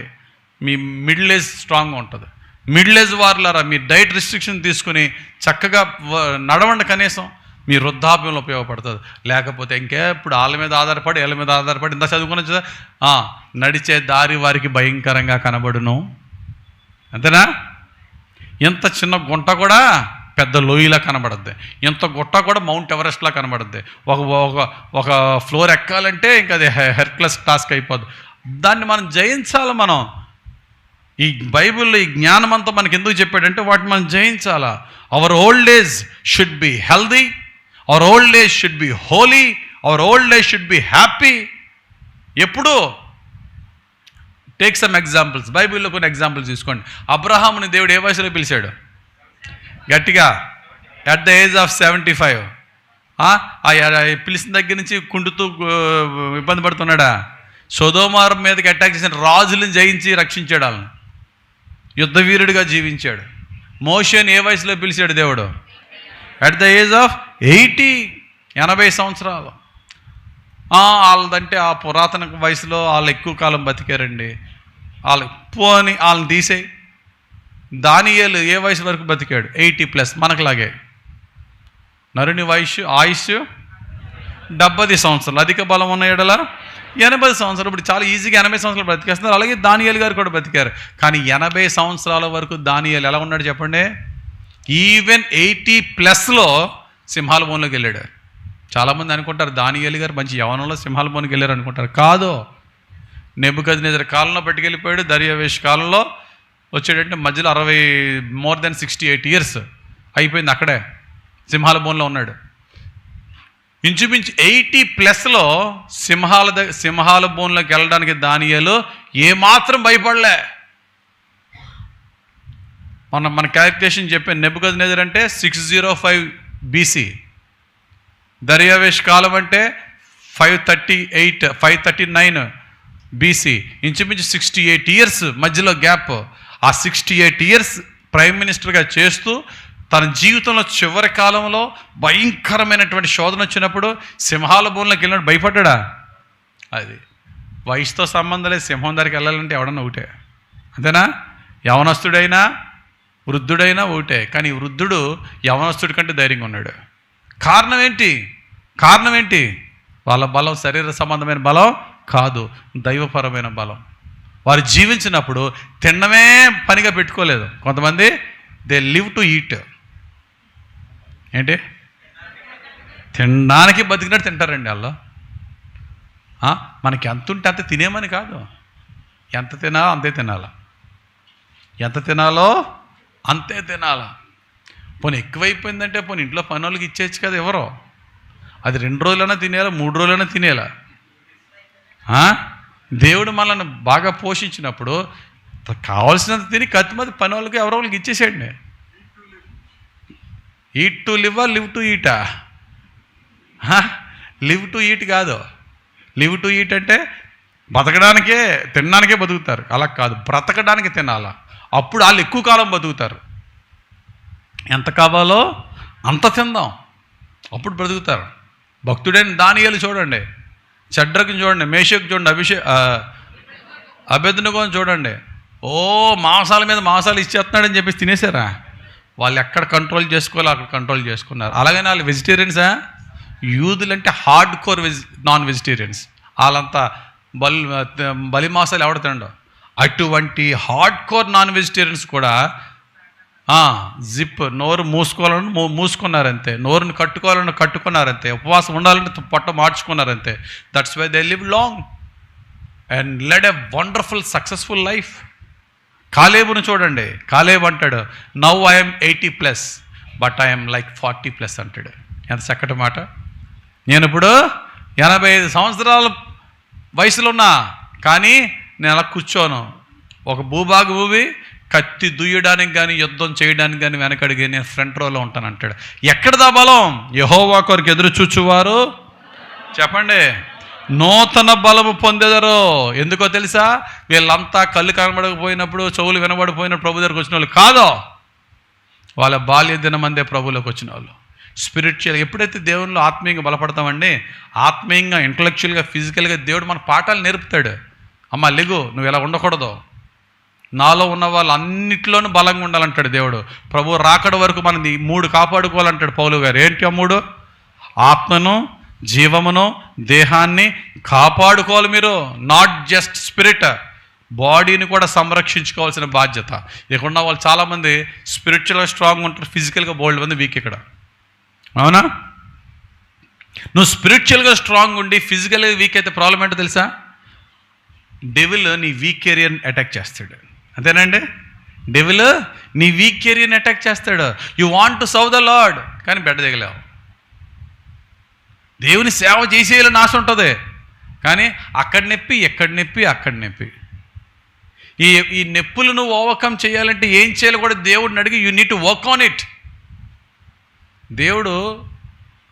దేవుడు ఒక ట్యాబ్లెట్ వేసుకుంటే జబ్బు తగ్గిపోయి, రోజు ఒక గంట అరగంట నడిస్తే జబ్బు తగ్గిపోయే జబ్బుల్ని సూపర్ న్యాచురల్ వేలో స్వస్థపరచడు ఆయన. గుర్తుపెట్టుకోండి. ఓ ట్యాబ్లెట్ వేసుకుంటే హెడేక్ తగ్గిపోద్ది. లార్డ్ నువ్వు టచ్ చేస్తేనే తగ్గుతుంది ప్రభు, నువ్వు టచ్ చేయి ప్రభు అంటే ఏంటిది టచ్? డాక్టర్లు చేతులు ఎత్తేసిన దానికి దేవుడు అప్పుడు దేవుడు సహాయం చేస్తాడు. అంతేనా? నువ్వేం చేయాలి అది చేయి. దావీదు గొలియాతుని చంపేయగలడండి, అసలు ఏ యాంగిల్లో చూసినా చంపలేడు. కానీ దేవుడు ఏం చేశాడు? What you could do you do, remaining I will do. ఇస్రాయేలు కరెక్ట్గా టార్గెట్ని రీచ్ చేసింది ఎవరు? అది ఇస్రాయేలు. కరెక్ట్గా హెల్మెట్ ఉండి అన్నీ ఉండి కూడా కరెక్ట్గా ఇక్కడే తగలాలంటే ఎలా తగులుతుంది? ఇదేనా బైనక్లస్ గన్నా? ఏమండి, ఇదేం బైనక్లస్ గన్న కాదు కదా. ఇస్రాయేలు ఒక ప్రయత్నం. అలా ముందు ధైర్యంగా పరిగెట్టి వెళ్ళడానికి ఎంతో విశ్వాసం కావాలా. వీరులు ధీరులను లోపలికి వెళ్ళి దాక్కున్నారు. నువ్వు ధైర్యంగా ఒక ప్రయత్నం చేయి. God will accomplish your task. ప్రయత్నం నీది, ఫలితం ఆయనది. నువ్వు ప్రయత్నం చేయకుండా బెడ్డ దగ్గర నాకు తగ్గిపోవాలంటే ఎలాగా? You need to work out what you need to do. నువ్వు ఖచ్చితంగా చేయాలి. మనం ఎలా ఉండాలి? స్పిరిచువల్గా స్ట్రాంగ్ ఉండాలి, ఫిజికల్గా స్ట్రాంగ్ ఉండాలి. పక్కన వాళ్ళ మీద ఆధారపడకూడదు. నాకు నేనుగా రేపు ఉన్న రోజు వృద్ధాప్యంలో నా పనులు నేను చేసుకుంటూ ఇండిపెండెంట్గా నేను ఎలా ఉండాలో దాన్ని ఎలా ప్రిపేర్ అవ్వాలా, స్పిరిచువల్గా కానీ, ఫిజికల్గా కానీ, మెంటల్గా కానీ అని ఇప్పటి నుంచి వర్కౌట్ చేయండి దయచేసి. మన వృద్ధాప్యం చూసినప్పుడు ఎలా ఉండాలంటే హెల్దీగా ఉండాలా, హ్యాపీగా ఉండాలా, హోలీగా ఉండాలా. ఈవెన్ యవనస్తులు చూసినప్పుడు కూడా అంకుల్ మీలాగా ఉండాలి అంకుల్ నా వృద్ధాప్యం, ఆంటీ మీలాగా ఉండాలంటే నా వృద్ధాప్యం అనేలాగా మనం ఉండాలి. దేవునికి స్తోత్రం కలుగును గాక. అది నెంబర్ 1, మొట్టమొదటి పాయింట్. 5 పాయింట్లో మొట్టమొదటి పాయింట్ వృద్ధాప్యం ఎలా ఉండాలి అంటే, మన వృద్ధాప్యం ఎలా ఉండాలంటే మన వృద్ధాప్యంలో కూడా చిగురింప చేస్తూ చూసిన వాళ్ళకే ఇష్టంగా ఉండాలి, ఫలించాలి, ఆత్మీయంగా ఫలించాలి, శారీరకంగా ఫలించాలి. ఇంకొక ఇంపార్టెంట్ పాయింట్ చెప్తాను చూడండి. శారీరకంగా కూడా ఫలించాలి. ఎలా ఫలించాలి శారీరకంగా? ఇండిపెండెంట్గా హ్యాపీగా బ్రతకాలి. పిల్లల మీద ఆధారపడకూడదు. ఎలాగా? పిల్లల మీద దయచేసి పెద్ద వయసు వచ్చిన తర్వాత మీ పిల్లల మీద ఆధారపడద్దు. మన ఇండియాలో ఉన్న రాంగ్ ఒకటి ఏంటో తెలుసా? తప్పేంటో తెలుసా? చచ్చిపోయేంత వరకు డబ్బులు ఇవ్వడం కాదు, రక్తం ఇచ్చేస్తాం, గుండె ఇచ్చేస్తాం, కాలేయం ఇచ్చేస్తాం, అన్నీ ఇచ్చేస్తాం. తల్లిదండ్రులు ఏం చేస్తారు పిల్లలకే? అమ్మ నీ గుండెకాయ ఇచ్చంటే తీసేసుకోరా అంటుంది. నాన్న ఒక కిడ్నీ ఇచ్చంటే ఇచ్చేస్తాడు నాన్న. చాలా తప్పది. మన కొడుకు కానీ కూతురుకు కానీ పెళ్లి చేసేంతవరకే తల్లిదండ్రుల బాధ్యత. కొడుకులు కూడా అలాగే ఉండాలా, కొడుకులు కూతుర్లు కూడా అలాగే ఉండాలా. ఎలా ఉండాలా? పెళ్లి చేసుకున్నాం, మా నాన్న రిటైర్డ్, ఎన్నడూ కూడా నా బర్త్డేని వాళ్ళ మీద ఉండకూడదు. సంఘంలో చెప్తున్నాను, నా భార్యకి పెళ్ళి అయిన తర్వాత నేను చెప్పిన మాట ఏంటి తెలుసా? నాకు తెలియకుండా రూపాయి కూడా మీ తల్లిదండ్రులు తీసుకోవద్దన్నాను. రూపాయి కూడా. వాళ్ళిద్దరు ఎంప్లాయీస్, వాళ్ళ అమ్మ నాన్న, వాళ్ళకి పర్లేదు. ఎప్పుడైనా ఒకసారి తెచ్చుకుంటే డబ్బులు నేను ఎందుకు తెచ్చుకున్నావు, నీకేం తక్కువైందని. నేను నీకు బిర్యానీ పెట్టాననుకో బిర్యానీ తిను, గింజానం పెట్టాననుకో గింజానం తిను. నేను ఏది పెడితే అది తిను తప్ప నీ తల్లిదండ్రులను నువ్వు అడగొద్దు, నా తల్లిదండ్రులను నేను అడగను. అడిగేమంటే అర్థం ఏంటో తెలుసా? సన్నాసులు అని. పెళ్ళైన తర్వాత కూడా తల్లిదండ్రుల చేయి చాపే దౌర్భాగ్య స్థితిలో ఎప్పుడు ఉండకూడదు మనం. మీరు అనుకుంటారేమో మీకేంటంటే మీకు బాగానే ఉంది అలా కబుర్లు చెప్తారు అంటారేమో. ఓ సత్యం చెప్తున్నాను, సిగ్గు విడి చెప్తున్నాను. నాకు పెళ్ళయిన తర్వాత, నా పెద్ద కూతురు పుట్టిన తర్వాత ఫస్ట్ ఇయర్, సాధారణంగా ఎవరన్నా ఫస్ట్ ఇయర్ బర్త్డే ఉన్న దాంట్లో గ్రాండ్గా చేసుకుంటారు. నేను అసలు సేవకు వచ్చిన తర్వాత నా తల్లిదండ్రులు రూపాయి ఆడ తీసుకోలేదు, నేను ఎప్పుడు అడగలేదు, పౌరుషంగానే బ్రతికాను. మీకు తెలుసు మన సంఘంలో నా మొట్టమొదటి కానుక 70 రూపాయలు. 70 రూపాయలతో ఎలా బతకాల? ఇంట్లో తల్లిదండ్రుల దగ్గర నాకు ఇంకా పెళ్ళి అవ్వలేదు, అక్కడే ఉన్నాను కాబట్టి అక్కడే భోజనం తిని అక్కడ ఉండిపోయింది తప్ప అలా నడుస్తూ ఉంది. ఇలా పెళ్ళి అయింది. నా పెద్ద కూతురు ఫస్ట్ బర్త్డే చేసుకోవడానికి 10 అందరినీ పిలిచి చేయాలంటే ఆ రోజుల్లో కనీసం 1,00,000 రూపాయలన్నా కావాలా. 1,00,000 రూపాయలు లేనప్పుడు నేను మా స్కూల్లో పనిచేస్తున్న టీచర్ని వడ్డీకి తెమ్మంటే ఆయన 2 రూపాయలు వడ్డీకి తెచ్చాడు. ఆ 2 రూపాయల వడ్డీతో నా కూతురి ఫస్ట్ బర్త్డే చేసి ఆ 2 రూపాయల వడ్డీతో ఆ 1,00,000 రూపాయలు తీర్చడానికి 4-5 సంవత్సరాలు పట్టింది నాకు. 4-5 ఇయర్స్ పట్టింది దానికి వడ్డీ కట్టాను. మీలో డౌట్ రావచ్చు, మీ ఫాదర్కి అంత ఉంది కదా ఇవ్వలేరా? ఖచ్చితంగా ఇస్తారు. అడిగితే మీ అత్త మామలు ఇవ్వలేరా? బ్రహ్మాండంగా ఇస్తారు. నా తల్లి కానీ నా తండ్రి కానీ ఇస్తారు. కానీ రూల్ ఏంటి? నేను నా పేరెంట్స్ని అడగకూడదు, నువ్వు నీ పేరెంట్స్ని అడగకూడదు. ఉన్నదాంతో బతకాలా. మనకు పెళ్లి చేసి తిండి పెట్టి చదివించారు, దట్స్ ఇట్. తర్వాత వాళ్ళ అవసరం ఏముంటే మనం నిలబడాలి తప్ప వాళ్ళని అడుక్కునే స్థితిలో ఉండకూడదు. మన ఇండియన్ పేరెంట్స్ అలా ఉండరు. వాళ్ళు అడగకపోయినా ఇచ్చేస్తూ ఉంటారు. నాకు గుండెకాయ కావాలా బాబా, లివర్ మొక్క కావాలా, కిడ్నీ కావాలా, సంతోషంగా ఏం చేస్తున్నారంటే తల్లిదండ్రులు చివరికి ఇల్లు గొల్లైపోతుంది వాళ్ళకి. కొంతమంది తల్లిదండ్రులు అయితే అంతా ఖర్చు పెట్టేసిన తర్వాత పిల్లల మీద ఆధారపడుతున్నారు. నాయనా మొత్తం నీ చదువుకే ఖర్చు పెట్టేశానురా, ఇంకా నా దగ్గర ఏమీ లేదురా అంటే బైబిల్ ఏం చెప్తుంది తెలుసా? రాబోయే కాలంలో our love will become cold, ప్రేమ చల్లారిపోను, కృతజ్ఞత లేని తరము వచ్చును. ఎంత భయంకరమైన తరం అంటే ఆ నాన్న దగ్గర మొత్తం రక్తం అంతా తాగేస్తాడు, పెద్దోడు అయిపోతాడు, నాన్న బయటికి గంటేస్తాడు. ఈ రోజున మన ఓల్డ్ ఏజ్ హోముల్లో ప్లేసులు ఎందుకు దొరకట్లేదు? మనకి 2 ఓల్డ్ ఏజ్ హోమ్లు ఉన్నాయి, ఫుల్ 2 ఓల్డ్ ఏజ్ హోమ్లు. ఎవరన్నా అడిగితే ప్లేసులు ఉండట్లేదు. ఎందుకని? వాళ్ళ పిల్లలు లేరా? వీళ్ళ వృద్ధాపి వచ్చేంతవరకు వీళ్ళ కష్టార్జితం రక్తం అంతా దారబోసారు. ఆడు తినేసిన తర్వాత వీళ్ళని బయటికి గంటేశాడు. ఇంకెంత పిచ్చోలో చెప్తాను చూడు, తల్లిదండ్రుల ప్రేమ పిచ్చి ప్రేమ ఇది. వీళ్ళని కొట్టేసి బయటికి గంటేస్తే గవర్నమెంట్ వీళ్ళకి పెన్షన్ ఇస్తుందా ఇవ్వట్లేదా? ఎంత ఇస్తుంది? 5,000 6,000 ఇస్తుందా? 6,000 ఇస్తుంది. ఈ 4,000 ఈ 4,000 ఇస్తుంది. ఈ పరిమాణ నేతలు కరెక్ట్గా 1వ తారీఖున ఓల్డ్ ఏజ్ హోమ్ల దగ్గర వాలిపోతున్నారు. ఈవిడేం చేస్తుంది? దానికి 10 ముళ్ళు వేస్తుంది ఆ 4,000ని.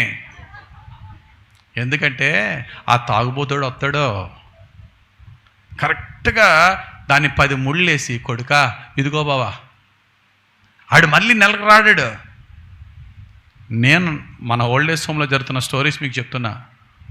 ఆడు తన్ని కొట్టి తిట్టి మెడపెట్టి బయటికి గెంటేసిన ఈ తల్లి ప్రేమ తండ్రి ప్రేమ ఏంటంటే, అయ్యగారు భోజనం పెట్టేస్తున్నారు, నాకు ఈ డబ్బులు ఎందుకు, నా కొడుకు తింటే చాలు. ఇంకా అంతే. ఇంకా దాన్ని మనం we can not define father's love and mother's love, that is like agape love. అభిషాలోం అనేవాడు దావీదుని చంపడానికి వచ్చిన ఏదో చచ్చిపోయిన తర్వాత దావీదు ఏం చేశాడు? అభిషాలోమా నా కుమారుడా, నీ బదులు నేను చచ్చిపోతే బాగుండు కదా. ఒళ్ళు మండిపోయింది యోవాబుకి. ఎప్పుడు దావీదు అంత రూడ్గా మాట్లాడలేదు యోవాబు. ఈరోజు నువ్వు కనుక కళ్ళు తుడుచుకుని బయటకు వచ్చి ప్రాణాలని త్యాగం చేసి యుద్ధం చేసిన నీ ప్రజల ముందు నువ్వు నిలబడకపోతే నెక్స్ట్ మినిట్ ఒక్కడు ఉన్నాడు నీతో పాటు అన్నాడు. అంతే. ఇంకా ఏమి చేయలేక కళ్ళు తుడుచుకుని బయటకు వచ్చి ఓ ప్లాస్టిక్ స్మైల్తో అందరూ నగ్గారా, వచ్చండి బాబు అన్నాడు. అంతే. ఛాలెంజ్ చేశాడు యోవాబు. రక్తం కార్చామా, ప్రాణాలు త్యాగం చేశామా, ఆ పనికిమాలో నిన్ను చంపితే మా ప్రాణాలు అడ్డు పెట్టామా, ఆడు చచ్చిపోతే నువ్వు చచ్చిపోతే బాగుండి ఎడుతావా? ఎవరవయ్యా నువ్వు? యు ఆర్ అవర్ కింగ్, మా తండ్రి లాంటోడు అయ్యా నువ్వు నీ అభిషేకం నీ ఒక కొడుక్కి పరిమితము కాదు, నువ్వు ఆడే నీ ఫ్యామిలీ కాదు. We are your family and you are our father. ఏటి ప్రేమ నువ్వు అని చెప్పి యోవాబు గద్దించాడు. అప్పుడు బుద్ధి వచ్చి సరే నా తప్పే నాదే అని చెప్పి బయటకు వచ్చాడు దావీదు. అలా యోవాబులా గద్దించేవాడు ఎవడు లేడు అక్కడ దావీదుని. పేరెంట్స్ లవ్ అంతే అది. చివరికి తల్లిదండ్రుల్ని ఎంత నీచమైన స్థితికి దిగజారిపోయినా కనీసం జాలి లేని తరాలు మనకు కనబడుతున్నాయి. ఇండియాలో నాకు ఈ అకౌంట్ ఉందో నాకు తెలియదు, కానీ ఫారిన్లో ఒక అకౌంట్ ఉంది బ్యాంకులో. ఆ బ్యాంకులో అకౌంట్ పేరేంటి తెలుసా? Funeral service account. ఇందాక నేను అడిగాను, మన చర్చిలో కొంతమంది బ్యాంకర్స్ ఉన్నారు. ఆ బ్యాంకర్స్ని అడిగాను, మీ బ్యాంకులో ఉందండి? లేదంటున్నారు. ఉందండి బ్యాంకులో ఫ్యూనరల్ సర్వీస్ అకౌంట్? ఉండదు. హౌసింగ్ లోన్ అకౌంట్ ఉంటుంది, ఇంకో లోన్ అకౌంట్ ఉంటుంది, కానీ ఫ్యూనరల్ సర్వీస్ అకౌంట్ ఉండదు. ఫారిన్లో ఆల్మోస్ట్ అన్ని కంట్రీస్లో ఒక ఫ్యూనరల్ సర్వీస్ అకౌంట్ అని ఉంటుంది. అదేంటో తెలుసా? వృద్ధాప్యం వచ్చిన తర్వాత అండి వృద్ధ స్త్రీలు వృద్ధ పురుషులు ఏం చేస్తున్నారంటే నెలకు ఒక 500-1000 రూపాయలు దాచుకుంటున్నారు అక్కడ. ఎందుకయ్యా దాచుకుంటున్నారంటే ఈమె ఎప్పుడైనా చనిపోతే ఇమ్మీడియట్గా అక్కడ ఉన్న వాళ్ళందరికీ కూడా నైబర్స్ అందరికీ కూడా వాళ్ళు ఇస్తారు, ఈ బ్యాంకుకి ఫోన్ చేయాలి ఈ నెంబర్ అని. ఫోన్ చేసిన విత్ ఇన్ మినిట్స్లో వాళ్ళు వాలిపోయి కన్న కొడుకు కన్న కూతురు వాళ్ళకి చేసినా చేయకపోయినా బ్యాంక్ చాలా రాయల్గా ఫ్యూనరల్ చేస్తుంది. వాళ్ళకి చక్కటి బ్యూటిఫుల్ కాఫీని చేస్తుంది. వాళ్ళు వచ్చి కంప్లీట్గా స్నానాలు చేయించి చక్కటి బట్టలు వేసి చాలా రాయల్గా వారు అడిగిన వారు నచ్చిన వారి యొక్క విశ్వాసపరమైనటువంటి అంత్యక్రియలు చేస్తుంది బ్యాంక్. ఎందుకో తెలుసా? నా పిల్లలకి నేను బర్డెన్ అవ్వకూడదు, ఫస్ట్ పాయింట్. 2, ఒకవేళ నా పిల్లలు చూస్తారో చూడరో, they know how to secure their life. కొడుకు దగ్గర చేయి చాపరు, కూతురు దగ్గర చేయి చాపరు, అల్లుడి దగ్గర ఇబ్బంది పడరు. ఎంతవరకు సహాయం చేయాలో అంతవరకు సహాయం చేస్తారు. తర్వాత నా తదనంతరం నేను చనిపోయిన తర్వాత నువ్వు తిను, అంతేగాని ముందే రాసేయడం కాదు. ఒక ఆయన ఒక యుఎస్లో ఒక ఇంట్లో ఉన్నాను, ఆయన చాలా కోటేశ్వరుడు, పెద్ద డాక్టర్. వాళ్ళ కొడుకు ఒకసారి నేను ఇద్దరు కార్లలో వస్తానంటే పొల్లడిదిలో పనిచేస్తున్నాడు, అపర కోటేశ్వరుడు. ఆడి పొల్లడిదిలోంచి వస్తున్నాడు, నెత్తి మీద ఇన్ని పొలలు పెట్టుకుని ఇదంతా మసే. ఈయన కారే చాలా ఖరీదైన కారు, సమ్ ల్యాండ్ రోవరో ల్యాండ్ క్రూజర్ ఏదో. ఇద్దరం వెళ్తున్నాం, కరెక్ట్గా వచ్చేటప్పుడు ఆడు పొల్లడిదిలోంచి వస్తున్నాడు, మన మసిబొగ్గులాగా. కారు ఆపి దించుతున్నాడు. ఎవడబ్బాయిడు అన్నాడు. హాయ్ డాడ్ అన్నాడు. ఎవడీడు అన్నాను? నా కొడుకు అన్నాడు. నీ కొడుకేంటి? ఇదేంటి అన్నాను. పొల్లడితో పని చేసుకుంటున్నాడు అన్నాడు. అదేంటి అన్నాను. మరి ఎండాకాలం సెలవులు కదా, సమ్మర్ హాలిడేస్ కదా అన్న. మరి ఎందుకంటే మరి నెక్స్ట్ అకాడమిక్ ఇయర్ కాడి ఫీజు కట్టాలి కదా అన్నాడు. నాకు ఫస్ట్ టైం నా ఫీజు ఎగిరిపోయింది.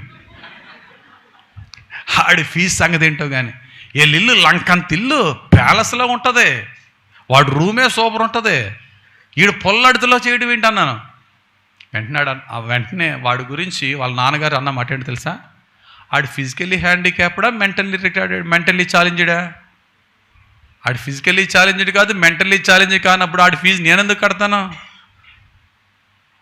నా మెడిసిన్కి మా నాన్న ఫీజు కట్టలే. మా నాన్న ల్యాండ్ లార్డ్, గుర్రాలు ఉన్నాయి, ఎన్ని ఉన్నాయి. నా మెడిసిన్కి నేను పార్ట్ టైం జాబ్ చేసుకుని చదువుకున్నాను. ఆడు చదువుకోవాలి. ఆడికి ఏమైనా కుంటోడు అయ్యాడు అనుకో, నేను కడతాను. ఛాలెంజ్డ్ అనుకో, నేను కడతా. అది వాళ్ళ స్టాండర్డ్.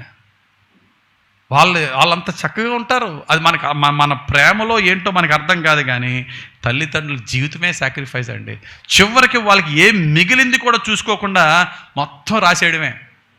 ప్రియమైన దేవుని సంగమా, నేను చెప్తున్నాను, వృద్ధులారా మీ వృద్ధాప్యాన్ని జాగ్రత్తగా అడ్మినిస్ట్రేట్ చేసుకోండి. వృద్ధాప్యంలోకి మీరు వెళ్తున్నారు, రేపన్న రోజుని మీ పిల్లల దగ్గర చేయి చాపే స్థితిలో దయచేసి ఉండొద్దు. మీరున్న స్థితిలో ఇండిపెండెంట్గా బ్రతకడం నేర్చుకోండి, ఫలించండి, హ్యాపీగా ఉండండి. అదే దేవుడు కోరుకుంటున్నాడు. రెండవది the purpose of our life will never have the retirement. The purpose of our life will never have the retirement. అంటే అర్థం ఏంటంటే ప్రతి ఒక్క జీవితానికి దేవునికంటూ ఒక ఉద్దేశం ఉంటుంది. నీ జీవితం పట్ల ఒక ఉద్దేశం దేవునికి ఉంది, నా జీవితం పట్ల దేవునికి ఒక ఉద్దేశం ఉంది. ఆ ఉద్దేశానికి రిటైర్మెంట్ లేదు. మన ఉద్యోగానికి రిటైర్మెంట్ ఉంది, మన వ్యాపారానికి రిటైర్మెంట్ ఉంది, లేక సేవకు రిటైర్మెంట్ ఉంది, దేనికన్నా రిటైర్మెంట్ ఉంది. Our purpose of our life, దేవునికి నా పట్ల నీ పట్ల ఒక పర్పస్తో దేవుడు మనల్ని పుట్టించాడు. ఆ పుట్టించిన ఆ జీవితానికి రిటైర్మెంట్ అంటూ లేదు. ఏంటండి ఆ పర్పస్? నా జీవితంలో ఇంత ముసల వ్యక్తిని అయిపోయిన తర్వాత, ఇంత వృద్ధాప్యం వచ్చేసిన తర్వాత నాకేంటండి పర్పస్ అంటే, నేను అంటాను, నీ ఒంట్లో ఊపిరి ఉన్నంత కాలం నీ పట్ల దేవునికి ఒక ప్రణాళిక ఉంటుంది. నువ్వు బెడ్కే పరిమితం అయిపోయినా, నువ్వు మంచం దిక్కకుండా బెడ్ మీద పడుకునే వృద్ధాప్యం ఉన్నా, స్టిల్ దేవుడిని బ్రతికించాడంటే, దేవుడు ఈ రోజు నీకు ఇచ్చాడంటే నీ జీవితంలో దాని వెనకాతల దేవునికంటూ ఒక ఉద్దేశం ఉంటుంది. The purpose of our life will never have retirement.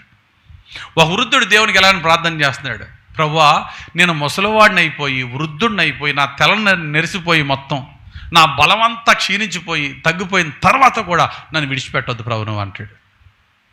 ఏ బాబా ఇంకా నిన్ను అలా ఎత్తు పట్టుకోవాలి? నేను పట్టుకో ప్రభా. ఎందుకు పట్టుకోవాలా? ఎందుకు పట్టుకోవాలా? చదవండి మాట. 71వ కీర్తన 9వ వచనం, 71వ కీర్తన 18వ వచనం. వృద్ధాప్యమందు నన్ను విడనాడకుము, నా బలము క్షీణించినప్పుడు నన్ను విడువకుము. 18వ వచనం చదివినాను. దేవా దేవా వచ్చు తరమునకు, అది ఎందుకు నన్ను విడిచిపెట్టొద్దు? వృద్ధాప్యములో నా తల నెరిసిన తర్వాత, నా బలం క్షీణించిన తర్వాత కూడా నన్ను ఎందుకు విడిచిపెట్టొద్దు అంటున్నానంటే, వచ్చు తరమునకు నీ బాహుబలమును గూర్చియు, నీ బాహుబలమును గూర్చియు, పుట్టబోవు వారికి అందరికి నీ శౌర్యమును గూర్చియు నేను తెలియచెప్పునట్లు, తల నెరసి వృద్ధుడనయ్యుండు వరకు నన్ను విడువకుము. చాలు. ఏంటట? ఎవరికి చెప్పాలట? దేవుని బలం, దేవుని శౌర్యం, దేవుని పరాక్రమం గురించి ఎవరికి చెప్పాలట? వచ్చు తరము. చెప్పండి, ఒక వ్యక్తి 80 సంవత్సరాలు బతికాడు అనుకో, ఎన్ని తరాలు చూస్తాడు? 80 సంవత్సరాలు బ్రతికిన వ్యక్తి ఎన్ని తరాలు చూస్తాడు? ఖచ్చితంగా 4 తరాలు చూస్తాడు. 4 తరాలండి అంటే మీరు 3 అనుకుంటున్నారు మీరు. 4 తరాలు ఎందుకో తెలుసా? ముందో తరం చూస్తాడు, తల్లిదండ్రుల తరం. అవునా కదా? తల్లిదండ్రుల తరం చూస్తాడు, మన తరం చూస్తారు, మన పిల్లల తరం చూస్తారు, మన వాళ్ళ తరం చూస్తారు. ఎన్ని తరాలేని? 4. అయితే మన తల్లిదండ్రుల తరము, మన తరము, మన 4 తరాల్లో మనం ఎంత ఎక్కువగా, ఎంత త్వరగా దేవుని తెలుసుకుని దేవునిలో ఉంటామో అన్ని తరాలకు మనం సేవ చేయగలం. ఒకవేళ దేవుణ్ణి ఆలస్యంగా తెలుసుకుని ఆలస్యంగా మనం ఆత్మీయంగా బలపడ్డాం అనుకోండి, ముందు తరాలకు చెప్పలేకపోయినా నెక్స్ట్ తరాల కన్నా మనము చెప్పగలం. ఈరోజు ఇక్కడున్న పెద్దలందరికీ నేను చెప్పేది ఏంటో తెలుసా? పెద్దలందరికీ చెప్పేది ఏంటంటే, మీ పిల్లలకి, మీ పిల్లల పిల్లలకి చెప్పండి ఏంటో తెలుసా? వాక్యాలు కాదు. నువ్వు కూర్చొని పిల్లలకి నువ్వు వాక్యాలు కూర్చుని బోధించేస్తూ ఉంటే, బాబోయ్ తాత తినేస్తున్నాడు రా బాబు, మామ తినేస్తున్నారా బాబు అనుకుంటారు. వాక్యాలు చెప్పడానికి మేము ఉన్నాం, మీకన్నా బాగా చెప్తాం వాక్యాలు, కానీ మీకన్నా మేము జీవితాన్ని వివరించలేము. You teach life, we teach word. మేము వాక్యం చెప్తాం, మీరు జీవితాలను చూసిన వాళ్ళు, మీరు 70-80 సంవత్సరాలు బతికిన వాళ్ళు మీరు. ఈ 70-80 సంవత్సరాల్లో ఎన్నో అప్స్ అండ్ డౌన్స్ చూసిన వాళ్ళు మీరు, ఎన్నో ఫెయిల్యూర్స్ అండ్ సక్సెస్ చూసిన వాళ్ళు మీరు, ఎన్నో మోసాలు, ఎన్నో భయంకరమైనటువంటి నష్టాలు అనుభవించిన వాళ్ళు మీరు. వాటన్నిటినీ కూడా దాటుకుని వచ్చిన మీ జీవితం, మీ లైఫ్ని మేము ఎక్స్ప్లెయిన్ చేయలేం మీకంటే బాగా. ఎన్ని కష్టాలు, ఎన్ని నష్టాలు, ఎన్ని బ్యాక్ స్లైడింగ్, ఎన్ని బ్యాక్ స్టాబింగ్ అన్నీ మీరు చూసిన వాళ్ళు. నేర్పండి మీ పిల్లలకి, పిల్లలకి నేర్పండి. పెద్ద స్త్రీలు యంగ్ గర్ల్స్కి నేర్పండి how to lead a good marital life అనేది. మీరు 70-80 సంవత్సరాలు, ఇంచుమించు 50 సంవత్సరాలు బతుకుంటే భార్యాభర్తలు ఓ 50 years మ్యారిటల్ లైఫే ఉంటుంది కదా మీది. ఆ మ్యారిటల్ లైఫ్స్ వచ్చిన అప్స్ అండ్ డౌన్స్ మీరు నేర్పండి. అమ్మా, భర్తని ఎలా గౌరవించాలో, లేకపోతే వృద్ధ పురుషులు కుర్రోళ్ళకి చెప్పండి, అరే నాయన వైఫ్ని ఎలా ప్రేమించాలో, ఎలా ప్రేమిస్తే లైఫ్ బాగుంటుందో. మీరు లైఫ్ స్టోరీస్ చెప్పండి, బైబిల్ స్టోరీస్ కాదు, లైఫ్ చెప్పండి. పిల్లల్ని ఎలా పెంచాలో చెప్పండి. పిల్లల్ని ఎలా రేస్ చేయాలో చెప్పండి. ఈ రోజుని తల్లిదండ్రులే పాడైపోతున్నారు. మొన్న ఎవరో ఒక అబ్బాయి మన సంఘస్థుడే చెప్పాడు, కుర్రాడు పెళ్లి సంబంధం చూడడానికి వెళ్ళారట. పెళ్లి సంబంధంకి వెళితే ఆ పెళ్లి కూతురు తల్లి అంటుందట, మా అమ్మాయి ఇలా చదువుకుంది బాబు, పెళ్లి చేద్దాం అనుకుంటున్నాం. వాస్తవానికి చెప్పాలంటే మా అమ్మాయిని ఇప్పటి వరకు ఎప్పుడు అలా మా కిచెన్లో కూడా రానవలేదు. ఏడట కిచెన్లోకి రానవలేదు. ఇంకా కరెక్ట్గా చెప్పాలంటే ఈ రోజు వరకు కూడా మా అమ్మాయికి నేను తినిపిస్తాను. అది కాలేజీకి వెళ్ళొచ్చినా సరే ఈ రోజుకి కూడా తినిపిస్తా. అయితే మీరు మీ అమ్మాయిని పెళ్లి చేసుకుని మీరు కూడా వచ్చేస్తారా మా ఇంటికి అని చెప్పబోయారా? మీ అమ్మాయిని పెళ్లి చేసుకుంటాను, అప్పుడు మరి తినిపించేటప్పుడు అంటే ఈ ఇంట్రడక్షన్ అంత ఎందుకో తెలుసా? చెప్పండి, ఈ ఇంట్రడక్షన్ ఆ అమ్మాయి ఎందుకు చెప్తుంది? ఆ తల్లి గట్టిగా, నువ్వు నా కూతుర్ని అలా చూసుకోవాలని. యశాల ఆడికేంటి కర్మ? ఇంట్లో ఎంత స్పాయిల్ అయిపోతున్నారు చూడండి. వంటింటికి పంపలేదా, వంట రూమ్లోకి పంపలేదట, భోజనం తినిపిస్తూ గారంగా చూసుకున్నదట. అంటే నేను అన్నాను, రే బాబా అసలు చేసుకోవద్దురా బాబా అటువంటి అమ్మాయిని అన్నాను. అందుకని అంటాను, పిల్లతో పాటు తల్లిని కూడా చూడాలి. ఈ రోజున ఒక అమ్మాయిని పెళ్లి చేసుకోవాలంటే పిల్లతో పాటు తల్లిని కూడా చూడాలి. ఎందుకంటే as is the mother chances as is the mother so is the daughter, అలాగే as is the father so is the son. ఎలా పెంచుతున్నాం పిల్లల్ని? అదే నువ్వు గొప్ప అనుకుంటున్నావా? పెద్దలు చెప్పాలా? ఎవరికి చెప్పాలా? తల్లులకు చెప్పాలా? మీ ఏజ్కి గౌరవిస్తారా వాళ్ళు? ఆంటీ అలాగా ఆంటీ అంటే వద్దు, నువ్వు పెంచేది తప్పు తల్లి. చాలా రేపన్న రోజు నీ కూతురు సఫర్ అవుతుంది. చూడండి, మీరు చాలాసార్లు చెక్ చేసుకుని మీ రిలేటివ్స్లో చెక్ చేయండి. ఎక్కువగా పుట్టింట్లో గారంగా పెరిగిన వాళ్ళకి అత్తగారింట్లో స్టార్సే. ఎంత గారంగా పుట్టింట్లో పెరుగుతారో వాళ్ళకి అత్తగారింటికి వెళ్ళేటప్పటికి అంత టఫ్ టైం ఎదురవుతుంది. అంటే అందరూ ఎలాగని చెప్పట్లేదు కానీ మ్యాక్సిమం ఇంట్లో కష్టంగా ఎంత కష్టమైన బ్రతికిన వాళ్ళకి అత్తిల్లు ప్యారడైజ్లా ఉంటుంది, అత్తగారిల్లో ప్యారడైజ్లా ఉంటుంది. ఇంట్లో కష్టంగా ఇంట్లో అన్నీ ఎరిగి తెలుసుకున్న వాళ్ళకి. ఒకసారి మా ఇంటికి ఒక పెద్ద ఆఫీసర్ వచ్చాడు. ఒక ఆయన నా హాల్లో కూర్చున్నాడు. కిచెన్లో శబ్దం వినబడుతుంది. నా పెద్ద కూతురు గిన్నెలు కడుగుతుంది. ఇలా చూసి ఎవరమ్మాయి అన్నాను. నా పెద్ద కూతురు అన్నాను. ఏంటి మొత్తం గిన్నెలు కడిగేస్తుందా? హెల్పర్ రాలేదు కడుగుతుంది, తప్పేంటి అన్నాను. అంటే వెంటనే అన్నాడు, అలా చేస్తావా? గిన్నెలేటి బాత్రూమ్ కూడా కడిగేస్తానన్నాను. గిన్నెలేంటి బాత్రూమ్ కూడా కడగాల, తప్పేటి? ఒకరోజు మా ఇంట్లో ఒక హెల్పరు నా పిల్లల బెడ్రూమ్ మీద ఉన్న రగ్గు మడతెట్టేస్తుంది. అప్పుడు ఆమెను పిలిచి అన్నాను, ఇదే లాస్ట్ టైం అమ్మ, ఇంకొకసారి ఇప్పుడు బెడ్ని టచ్ చేయొద్దు, నువ్వు ఏదైనా ఇల్లు తుడుచుకో. నా కూతుర్ని పిలిచి మళ్ళీ ఇంకోసారి రిపీట్ అవ్వకూడదు. ఎవరి బెడ్ ఆలు మడతపెట్టుకో. నీకు హెల్పర్ ఉంటే నీ బెడ్ని మడత పెట్టుకోమని, నీ దుప్పటి మడత పెట్టుకోమని కాదు అక్కడ. You have to do by your own. ఆమె చెప్పా, ఇంకొకసారి బెడ్ టచ్ చేయొద్దు. తల్లిదండ్రులు కొన్నిసార్లు ఎలా ఉండాలా? చాలా ఖచ్చితంగా ఉండాలి, అందులో తిరగలేదు. ఆ గారాలు ఇక్కడ పనిచేయకూడదు. అప్పుడే మనం పిల్లల్ని మంచిగా పెంచుతాం. ఇదేం చేయాలా? పెద్దలు చెప్పాలా. మన సంఘంలో కానీ ఎక్కడన్నా సరే, అమ్మా ఇలాగ నీ కూతురు డ్రెస్సింగ్ కొంచెం మార్చమ్మా, తర్వాత ఇబ్బంది పడుతుందమ్మా అమ్మాయి చెప్పాలా పెద్దలు. అమ్మాయి వేసుకున్న డ్రెస్ తర్వాత చూడండి, ఇప్పుడు చాలామంది నేను గమనించింది, పిల్లలు ఒక వయసు వచ్చినప్పుడు విపరీతమైన స్టైల్స్, ఆ హెయిర్ ఇది ఇలా చేశాడంటే ఆడి ఫ్యూచర్లో ఆడి చాలా త్వరలోనే పాడైపోయే అవకాశం ఉంటుంది. వాడి హెయిర్ స్టైల్ దగ్గర నుంచి, వాడి డ్రెస్సింగ్ నుంచి, అలాగే అమ్మాయి డ్రెస్సింగ్ దగ్గర నుంచి అమ్మాయి ప్రవర్తన చూస్తే ఫ్యూచర్ ఇది సెట్ చేస్తే ఫ్యూచర్ చాలా సెట్ అవుతుంది. చిన్నప్పుడు వంచగలం, పెద్ద అయిన తర్వాత వంచలేం. ఈ లైఫ్ స్టోరీస్ చెప్పవలసింది ఎవరో? అది ఎంత ఉపయోగమో తెలుసా?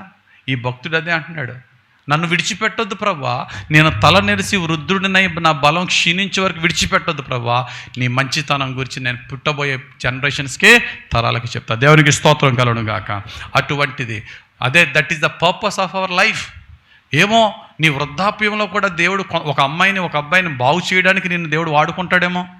God has a purpose. కాబట్టి రెండు ధ్యానించుకున్నాం. మొట్టమొదటిది ఏంటి? వృద్ధాప్యంలో కూడా నువ్వు ఫలించి ఉండాలి. వృద్ధాప్యంలో కూడా నువ్వు ఫలించాలి దేవుని మంచితనానికి సాక్షిగా. రెండోది ఏంటి? నీ యొక్క ఉద్దేశం నువ్వు చనిపోయేంత వరకు కూడా, నీ ప్రాణం ఉన్నంత వరకు కూడా నీ ఉద్దేశం నెరవేరుస్తూనే ఉండాలా. ఇక మూడోది, live a life exemplary to the next generations. Set an example. నీ జీవితం ఎలా ఉండాలంటే ఈవెన్ నీ యవ్వనముగా దగ్గర నుంచి వృద్ధాప్యం వరకు కూడా ఎక్కడ కూడా ఎవరు నేను ఏలెట్టి పాయింట్అవుట్ చూపేలా ఉండకూడదు. ఎవరిని? యవ్వనస్తుడా, నీ యవ్వనమును బట్టి ఎవడు నేను తృణీకరించొద్దని మాటలు చూసారా, అది యవ్వనస్తులకి. బైబిల్లో యవ్వనస్తులు ఎలా ఉండాలో అలాగ ఉండాలని చాలా ఉన్నాయి. వృద్ధులు ఎలా ఉండాలో అక్కడక్కడే ఉన్నాయి. అందులో చక్కటి వివరణ పౌలు గారు తీతుకు రాసిన పత్రిక 2వ అధ్యాయం 2వ వచనం 3వ వచనం వృద్ధులు ఎలా ఉండాలో చెప్పాడు. చూడండి ఒకసారి చదువునా. అపోస్తలుడైన పౌలు తీతుకు రాసిన పత్రిక 2వ అధ్యాయం 2వ వచనం 3వ వచనం. ఎలాగనగా వృద్ధులు మితానుభవము గలవారును. ఏమండి మితానుభావము గలవారంటే ఏంటండి? ఇక్కడ వృద్ధులు మితానుభావం గలవారంటే అర్థం ఏంటి అమ్మా? ఆశా నిగ్రహము గలవారు. ఏంటండి?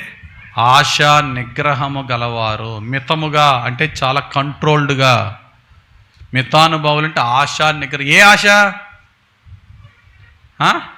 ఏదన్నా నువ్వు ఎదుగుతున్నావు అంటే నీలో కొన్ని కోరికల్ని నిగ్రహించుకునేలా ఉండాలి. ఆశలు కొద్ది కంట్రోల్లో పెట్టుకోవాలా. వయసు సహకరించదు కానీ ఆశలు మాత్రం ఆకాశాన్ని అంటే తెలగా. తెలుగులో ఒక సామెత ఉంటుంది, ఆశ ఎక్కువ కానీ పీకస్ అన్నమాట. కొన్ని బర్డ్స్కి కొన్ని జీవులకి ఇంత మింగేళ్ళని ఉంటుంది, పీక మాత్రం సన్నగా ఉంటుంది. అది లోపలికి వెళ్దో బయటికి రాదో. అలాగే కొంతమంది వయసు మీరిన ఆశలు మాత్రం శిఖరానికి అందేస్తాయి, తయారైపోతారు. యవనస్తులతో పాటు నేను పరిగెట్టేస్తానండి. మధ్యదారులు వాళ్ళకి వెనకాతలు మళ్ళీ ఒక అంబులెన్సు, ఓ డాక్టరు. మన వయసుకి తగ్గట్టుగా పరిగెట్టాలా, వయసుకి తగ్గట్టుగా తినాలా. అని అది తినేయాలనిపిస్తుంది, ఇది తినేయాలనిపిస్తుంది, ఇది వేసేసుకుంటారు. నెక్స్ట్ డే డయాబెటీస్ టాప్ లెవెల్లో వెళ్ళిపోద్ది. 2 రోజులు హాస్పిటలైజ్, పిల్లలందరూ వచ్చేస్తారు. అన్నిట్లోనూ అది తిండే కానీ నీ ప్రవర్తనే కానీ వృద్ధులు ఎలా ఉండాలా? మితానుభావులును. నెక్స్ట్ మాన్యులు అంటే అర్థం ఏంటి చెప్పండి? మాన్యులు అంటే ఏంటంటే గౌరవార్థంగా ఉండాలా. వృద్ధులు ఎలా ఉండాలట? గౌరవనీయులు. గౌరవనీయులు అంటే ఏంటి? ఎదట వారు నిన్ను చూసి గౌరవించేలా ఉండాలి. నువ్వు నిన్ను చూసి ఇప్పుడు నువ్వు రే పెద్ద వయసు ఉండరా గౌరవించరా అనే స్థితిలో ఉండకూడదు మనం. ఎవరు నన్ను గౌరవించరా అల్లాహ అంటాడు. ఈ రోజున ఎలాగైపోయిందంటే ఇంకా మన ఇండియాలో కొద్దిగా పర్లేదు, ఆ వయసుని బట్టి సారో అండియో అంకులో ఆంటీయో మామగారో తాతగారో అంటాం. ఇండియా దాటి మీరు వెస్ట్రన్ కంట్రీస్కి వెళ్ళండి, యూఎస్కి వెళ్ళండి, ఎంత పెద్దోడినైనా ఆడెంత గట్టి కూడా 10 సంవత్సరాలు ఉండవు, హాయ్ జోసఫ్ అంటాడు అంతాడు. అంతేనా? ఇప్పుడు మా నాన్నగారు ఉన్నారు 85 సంవత్సరాలు. ఎవరన్నా సరే ఆయన పేరెట్టి ఫ్రంట్ ప్రిఫిక్స్ సఫిక్స్ లేకుండా పిలుస్తారా? మామూలుగా మనం వాళ్ళు అండి అని అంటాం, గారు అంటాం. అక్కడ అలా ఉండదు, నేమ్ అంతే. ఒకప్పుడు అలా లేదు, ఇప్పుడు అలా తయారైతుంది. చక్కగా ఇండియా కూడా వచ్చేస్తుంది, అవి కూడా వస్తాయి.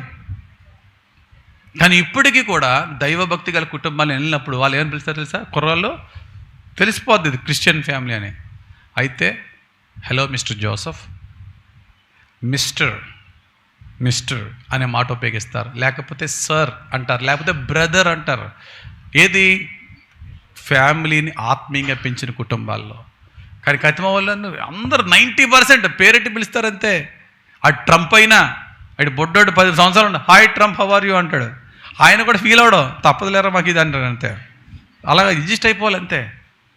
కానీ మన జీవితంలో నిన్ను ఎప్పుడు గౌరవించాలి అంటే నీ ప్రవర్తన బట్టి నీ గౌరవం ఉంటుంది.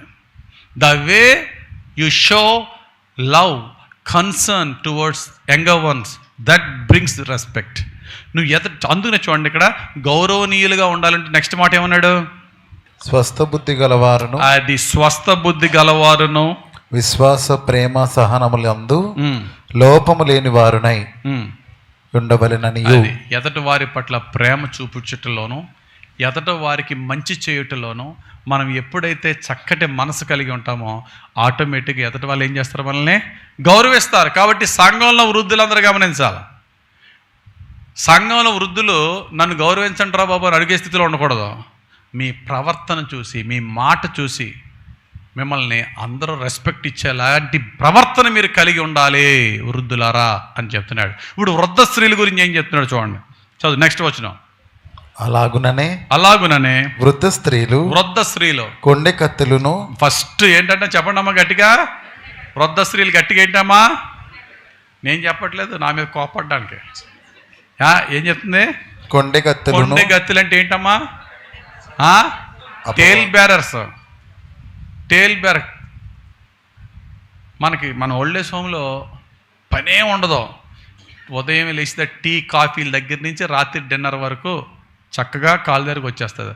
పక్కనే చర్చ్, చక్కగా ప్రార్థన చేసుకోవచ్చు. కాకపోతే ఏంటి తెలుసా, ఇక్కడ వీళ్ళ వృద్ధుల దగ్గర వీళ్ళ దెబ్బలాట వీధి నడిపోతుందట. అంటే ఈవిడి మీద ఆవిడ పడట్లేదు, ఆవిడ మీద ఈవిడ పడట్లేదు. మొన్న ఇలా వస్తున్నాను, చర్చ్ అయిపోయేలా వచ్చేస్తున్నాను. ఒక ఆవిడకు 80 సంవత్సరాలు ఉంటుంది. అయ్యగారండి అని చెప్పి వచ్చింది వృద్ధురాలు. ఏంటమ్మా అంటాను. ఆవిడ నాకు వృద్ధులంటే చాలా ఇష్టం, భలే ఉంటుంది, బుజ్జుగా క్యూట్గా ఉంటుంది ఆవిడ. అయ్యగారండి అంటే ఏ అమ్మ అంటే ఇలా చూపించింది, ఎర్రగా ఉంది. ఏంటమ్మంటే ఆమె గిల్లేసిందండి అంద. ఎవరు గిల్లేశారు చెప్పంటే ఇంకొక ఆమె కర్రెచ్చుని వస్తుందా? గిల్లేసిందండి అన్నదే. ఎందుకు గిల్లేసా అంటే సరదాగా గిల్లేనండి అందే. జోకట. గిల్లేసి జోక్ అంటుంది చూడండి అంటే ఇది మాకు ఎల్కేజీలా లేదు ఇది. ఎల్కేజీలో ఆడి గిల్లేసేయడండి అంటారు చూసారా, అలాగా. మళ్ళీ ఆవిడని గద్దించి నేను ఇంకోసారి అలా చేయకూడదు, ఎటకారాలన్నా మాటల్లో ఉండాలని క్రియల్లో ఉండకూడదు అని చెప్పి రావడం జరిగింది. వృద్ధుల దగ్గర బోల్డని గొడవలు. ఎల్కేజీ క్లాస్ కంట్రోల్ చేయడం ఈజీ, ఎందుకంటే పటేల్ ఏదో భయపెడతాం. వీళ్ళు ఏమనలేము, వీళ్ళని పెద్ద వయసు వాళ్ళు. కాబట్టి వృద్ధులు దయచేసి మీ నోరుని ఎలా ఉండాలి తెలుసా? ఈ చాడీలు తీసేసి కృపాసహితమైన మాటలు ఉండాలి. కృపాసహితమైన మాటలు. ఆ మాటల్లో దయచేసి ఎవడి మీద నెగిటివ్ మాట్లాడొద్దండి. కొంతమంది ఏదో అంటారు చూసా, చింత చచ్చినా క్యారెక్టర్ మారదు. 60s నుంచి 70కి వెళ్ళిపోతారు, 70s నుంచి 80కి వెళ్ళిపోతారు. ఇంకా నెగిటివ్ వర్డ్స్ మారవండి. ఈరోజు అమ్మా తిప్పింది చాలు, జాగ్రత్తగా విను, వాక్యం జాగ్రత్తగా వినాలా. ఈ పెన్ ఇలా తిప్పుతూనే సరిపోతుంది నీకు. వింటున్నా వాక్యం? పెద్ద వయసులో ఉన్నప్పుడు చాలా జాగ్రత్తగా నా ప్రభు దగ్గర సమీపంలో ఉన్నాను నేను, నా మాటలు మారాలి, నా ప్రవర్తన మారాలి, నా జీవితాన్ని మార్చుకోవాలి అనే హార్ట్ దయచేసి వృద్ధులు కలిగి ఉండండి. తర్వాత ఇంకో బాంబు లాంటి మాట చూడండి. ఒకటి తర్వాత ఏంటట, వృద్ధులు కొండగత్తులుగా ఉండకూడదు. రెండోది తర్వాత మద్యపానాసక్తులున్నాయి చాలు ఉండక. ఎవరి గురించి? పురుషుల గురించా అయితే స్త్రీల గురించా? అమ్మా వృద్ధ స్త్రీలట తాగేద్ది అంటున్నాడు బాగా. చచ్చి మనకు సంబంధించింది కాదులేండి, స్కిప్ అంటారా? అమెరికా యూరోప్ కాదు, నేను చెప్తున్నాను. మన సంఘంలో ఓ సహోదరి మన నా దగ్గరికి వచ్చింది, యంగ్ గర్ల్. మా అమ్మ గురించి ప్రార్థన చేయండి అని చెప్పి వచ్చింది. ఏమనుకుంటాం ప్రార్థన చేయమంటే? అనారోగ్యమో ఏదో అనుకుంటాం. ఏమని తెలుసా, మా అమ్మ ప్రతిరోజు తాగేస్తుందని ప్రార్థన చేయండి. అమ్మ తాగేయడం ఏంట్రా అన్నాను. టానిక్ తాగేస్తుందా లేకపోతే ఏం తాగేస్తుందా అన్నాను. ఈమె వెళ్ళి వైన్ షాప్లో కొనేసుకుంటుందట క్వార్టరు. అయ్య బాబు, లేకపోతే ఎవడో మనవడితో రప్పించేస్తుందట. ఏంటి నిజమే, నేను వింటున్నదే అన్నాను. అవునని. పాపం, లేకపోతే సొంత కూతురు ఎందుకు చెప్పుకుంటుంది ఇలాగా? సొంత కూతురు చెప్పుకుంటుంది బాధ, మా అమ్మ తాగేస్తుందని. ఇటువంటి వాళ్ళు ఉన్నారు. కాబట్టి ప్రియులారా, నాకు అది లేదు కానీ చుట్ట ఉందని అనుకోవాలి ఉంటారు. చుట్టో సిగరెటో బిడి ఏమీ తక్కువ కాదు ఈ రోజుల్లో. కాబట్టి ప్రియులారా, పెద్ద వయసు వచ్చింది అంటే మన జీవితంలో మార్పు ఉండాలి, మన మాటల్లో మార్పు ఉండాలి, మన అలవాట్లలో మార్పు ఉండాలి. తర్వాత ఏముంది? ప్రవక్తన యందు భయభక్తులు గలవారై ఉండవలెననియు దేవుని వాక్యము దూషింపబడకుండానట్లు యవన స్త్రీలు చాలు ఇక యవనస్తులకు వచ్చింది అది. కాబట్టి వృద్ధులకి ఎంత స్పెసిఫిక్గా భక్తుడైనటువంటి పౌలు గారు ఇన్స్ట్రక్షన్స్ ఇచ్చాడంటే వృద్ధాప్యం మనం ఎలా జీవించాలని ఇక్కడ చెప్తున్నాడు. కాబట్టి ప్రతి ఒక్కరు గమనించండి, 3 విషయాలు ఇక్కడ మనం చూడాలి. మూడు విషయాలు తెలుసుకున్నాం. ఒకటేంటి, వృద్ధాప్యంలో మనం ఫలించాలి. రెండోది ఏంటి, చచ్చిపోయేంత వరకు దేవుని ఉద్దేశం మనం నెరవేర్చుతూ ఉండాలి. మూడోది ఏంటి, ఒక ఎగ్జాంపులరీ లైఫ్ జీవించాలి వృద్ధ వయసులో కూడా. మా నాన్న మా అమ్మ మచ్చా డాగు లేకుండా జీవించారు. Such a pious life. అది నాకు నా పిల్లలకి కూడా ఒక తరం ఉండాలి, ఒక మంచి ఎగ్జాంపుల్గా ఉండాలి. యెహోషువ కాలం అటండి, ఎంత చక్కటి మాట తెలుసా. యెహోషువ బ్రతికున్నంత కాలం యెహోషువ తరము, యెహోషువ తర్వాత తరము నమ్మకంగా దేవుని వెంబడించారట. 1 man led the entire Israelites to be faithful to God. కానీ అతను చనిపోయిన వెంటనే ఇంకో తరం వచ్చిందట, దేవుడంటే ఎరుగని తరం వచ్చిందట. చూడండి ద డిఫరెన్స్ ఆఫ్ 1 person. ఒక్క వ్యక్తి. చదవండి అన్నమాట ఒకసారి యెహోషువ గ్రంథం 24:31. యెహోషువ దినములన్నిటను యెహోషువ తరువాత ఇంకా బ్రతికి యెహోవా ఇశ్రాయేలీయుల కొరకు చేసిన క్రియలన్నిటినీ ఎరిగిన పెద్దల దినములన్నిటను ఇశ్రాయేలీయులు యెహోవాను సేవించుచు వచ్చిరి. మొత్తం యెహోషువ దినములో అతని తర్వాత పెద్దల దినములో కూడా యెహోవాను సేవించి యథార్థంగా ఉన్నారు ఇశ్రాయేలు అందరూ. కానీ యెహోషువ చనిపోయిన తర్వాత ఆ 3rd జనరేషన్ ఏమైందో చూడండి. పేజ్ తిరిగేస్తే మీరు న్యాయాధిపతుల్లోకి వెళ్తారు. న్యాయాధిపతుల గ్రంథం 2వ అధ్యాయం 10వ వచనం ఏమని చూడండి ఒకసారి. న్యాయాధిపతుల గ్రంథం 2వ అధ్యాయం 10వ వచనం. ఆ తరము వారందరూ తమ పితరుల యొద్దకు చేర్చబడిరి. యెహోషువ ఆ తరం చచ్చిపోయారు. వారి తరువాత యెహోవానైనను ఆయన ఇశ్రాయేలీయుల కొరకు చేసిన కార్యములనైనను ఎరుగని తరం ఒకటి పుట్టగా. చూడండి, being Israelites they don't know who is యెహోవా అంటే ఎంత దరిద్రం. ఇశ్రాయేల్ నుండి యెహోవా అంటే ఎవరో తెలియదట, ఆయన కార్యాలు తెలియని తరం వచ్చింది. కారణం ఏంటి? యెహోషువ లాంటి సాక్షార్థమైన జీవితం జీవించేవారు లేక. ఓ వృద్ధులారా, దయచేసి మీరు జీవించారు అంటే మీరు మా అందరికీ కూడా ఒక ఎగ్జాంపులరీ లైఫ్. ప్రేమ అంటే ఏంటో, నీతి అంటే ఏంటో, యథార్థత అంటే ఏంటో, పరిశుద్ధత అంటే ఏంటో, దైవభక్తి అంటే ఏంటో మీ నుండి మేము నేర్చుకోవాలి. అటువంటి జీవితం జీవించాలని కోరుతున్నాను. ఆ తర్వాత 4వది, ఆ వృద్ధ వయసు కంటే ఇంకా పెద్ద వయసు వచ్చేసింది. ఏ వయసు ఇది? మంచం దిగలేని వయసు వచ్చేసింది. మంచం దిగలేని వయసులో కూడా దేవుడు మినిస్ట్రీ ఇచ్చాడు. ఆ మినిస్ట్రీయే the ministry of prayer. Silent ministry but a powerful ministry. Silent ministry. నువ్వు మంచం మీద ఉండి ప్రార్థన చేయి, దేవుడు కార్యాలు చేస్తాడు. వాస్తవానికి అది అక్కడ అది ఆఫ్ చేయండి, అది సౌండ్ వస్తుంది.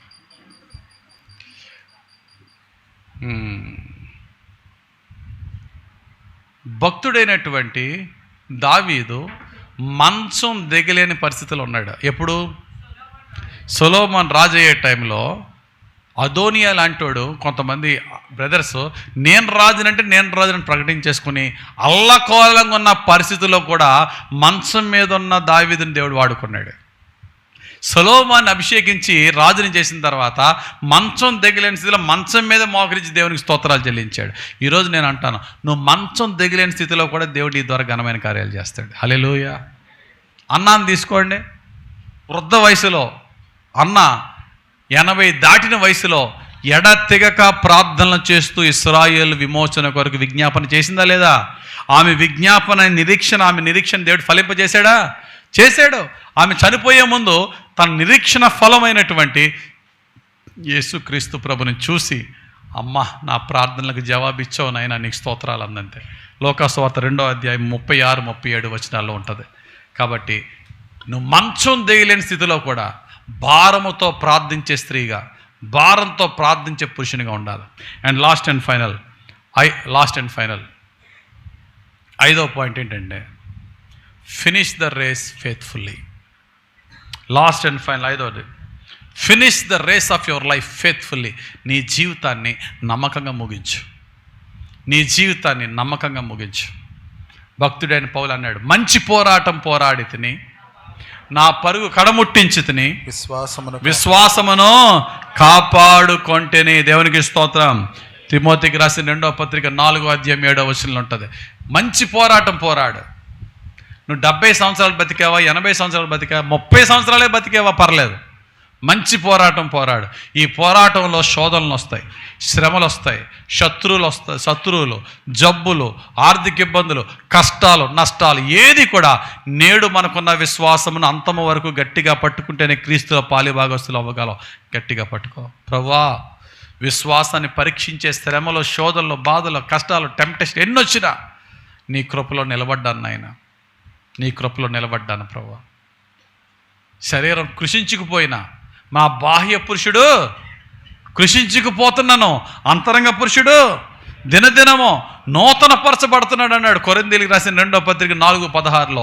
నేను మంచం దిగలేని పరిస్థితుల్లో ఉన్నా సరే నాలో ఉన్న అంతరంగ పురుషుడు నూతన పరచబడుతూ నేను అయ్యా ఏం చూస్తున్నాను తెలుసా, నా మంచం మీద నుంచి ఇందాక కమాన్ వృద్ధాప్యంలో మంచం మీద కిటికీలో చూస్తున్నాడట పెద్ద ఆయన. ఏం కనబడుతుందట? ఏం కనబడట్లేదు. కనబడింది ఎందుకు మరి అప్పుడు చూడడం? అప్పుడు నీ ఆత్మీయ నేత్రాలను తెరిచి పౌలు భక్తుడు అన్నట్టుగా దృశ్యమైనవి మేము చూడట్లేదు, అదృశ్యమైనవే చూస్తున్నా. చదవనా మాట, చక్కటి మాట. కొరింథీయులకు రాసిన 2వ పత్రిక 4:17. మేము దృశ్యమైన వాటిని చూడక అదృశ్యమైన వాటిని నిదానించి చూచుచున్నాము గనుక క్షణమాత్రముండు మా చులకని శ్రమ మా కొరకు అంతకంతకు ఎక్కువగా నిత్యమైన మహిమ భారమును కలుగుజేయుచున్నది. ఎలయనగా దృశ్యమైనవి అనిత్యములు, అదృశ్యమైనవి నిత్యములు. దృశ్యమైనవి అనిత్యములు, అదృశ్యమైనవి నిత్యములు, శాశ్వతంగా ఉంటాయి. ఏంటది శాశ్వతంగా ఉండేది? కంటికి కనబడింది శాశ్వతంగా ఉండేది ఏంటి చెప్పండి? వీళ్ళ మంచం మీద దిగలేని స్థితిలో వీళ్ళు ఏం చూడాలట వృద్ధులు? కంటికి కనబడనవి నిత్యములైన దేని చూడాలా? Heaven, heaven, heaven. వీళ్ళ మంచం మీద నుంచి ఆత్మీయంగా సిద్ధపడి ఏమనుకోవాలి తెలుసా? I'm going to change my citizenship, my citizenship will be changed. ఇప్పుడు మనందరికీ ఏ పౌరసత్వం ఉంది? భారతీయ పౌరసత్వం ఉంది. మనందరం పాస్పోర్ట్లు ఏంటి? Indian citizenship.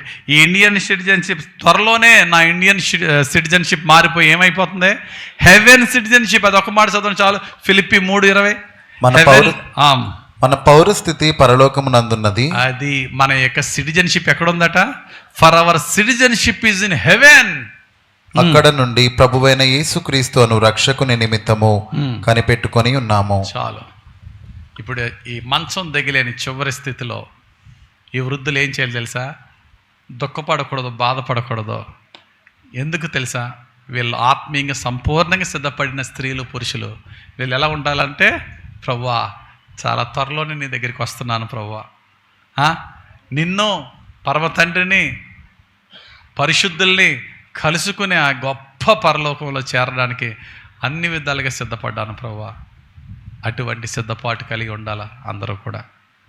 వృద్ధులు మరణానికి దగ్గరలో ఉన్నారు, అలాగని యవనస్తులమైన మనం ఏమైనా గ్యారంటీ ఉందా? మనకి ఎవరికి గ్యారంటీ లేదు. కాబట్టి అందరం కూడా ఆత్మీయంగా సిద్ధపడదాం, దేవునికి ప్రీతికరంగా బ్రతుకుదాం. మరి ముఖ్యంగా దేవుడిచ్చే ఆ వృద్ధ వయసుకి ఇప్పుడే సిద్ధపడదాం. ఏ వయసులో ఉంటే ఆ వయసులో దేవునికి సాక్షిగా బ్రతుకుదాం. రాబోయే దినాల కొరకు శ్రేష్టమైన పునాది ఇప్పుడే వేసుకుందాం. దేవునికి ప్రీతికరంగా బ్రతుకుదాం. మరి ముఖ్యంగా వృద్ధులందరికీ నేను ఈ ప్రసంగం డెడికేట్ చేస్తున్నాను. ధ్యానించిన 5 పాయింట్లు మీరందరూ కూడా గుర్తుపెట్టుకోండి. చెప్పండి ఫాస్ట్గా 5 పాయింట్లు ఏంటి? మొట్టమొదటిది ఏంటి? వృద్ధ వయసులో కూడా ఆత్మీయంగా శారీరకంగా ఫలించేలా ఉండాలి. రెండోది ఏంటి? మీ యొక్క జీవితంలో చివరి శ్వాస వరకు దేవుని ఉద్దేశం మీ జీవితంలో నెరవేరాలి. మూడోది ఏంటి? మీరు చూస్తున్న వారందరికీ మీరు దేవుని సాక్ష్యపు జీవితం జీవించి వాళ్ళని ఇన్స్పైర్ చేయాలి. నాలుగోది ఏంటి? ఎస్, మంచం దిగలేని స్థితిలో కూడా సైలెంట్ మినిస్ట్రీ, ప్రార్థనా పరిచర్య చేయాలి. ఐదోది ఏంటి? దృశ్యమైనవి చూడకుండా అదృశ్యమైనవి చూస్తూ హెవెన్లీ సిటిజన్షిప్ కొరకు వెళ్ళగలి నీ యొక్క జీవిత రేస్ని విశ్వాసాన్ని కొనసాగించాలి. Finish the race faithfully. నీ జీవితాన్ని నమ్మకంగా దేవుడిచ్చిన రక్షణను చివరి శ్వాస వరకు కొనసాగిస్తూ విశ్వాసాన్ని గట్టిగా పట్టుకుని దేవుని నిత్య జీవాన్ని చేరుకుందాం. అట్టి కృప, అట్టి అభిషేకము పరిశుద్ధాత్ముడు మనందరికీ దయచేయను గాక. ఆమేన్. పరిశుద్ధుడా, ప్రేమ కలిగిన తండ్రి, ధ్యానించిన వాక్యం మా అందరి జీవితంలో రక్షణ వాక్యంగా నెరవేర్చండి. మా సంఘంలో అనేక మంది వృద్ధులను ప్రభువా నీవే పరిశుద్ధపరచండి దేవా, పవిత్రపరచండి తండ్రి.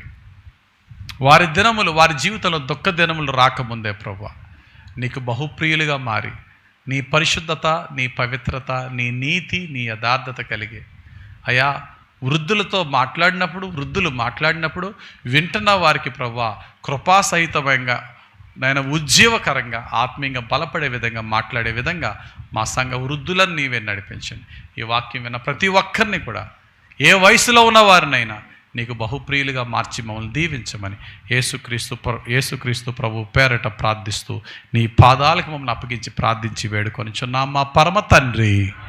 ఆమేన్. God bless you.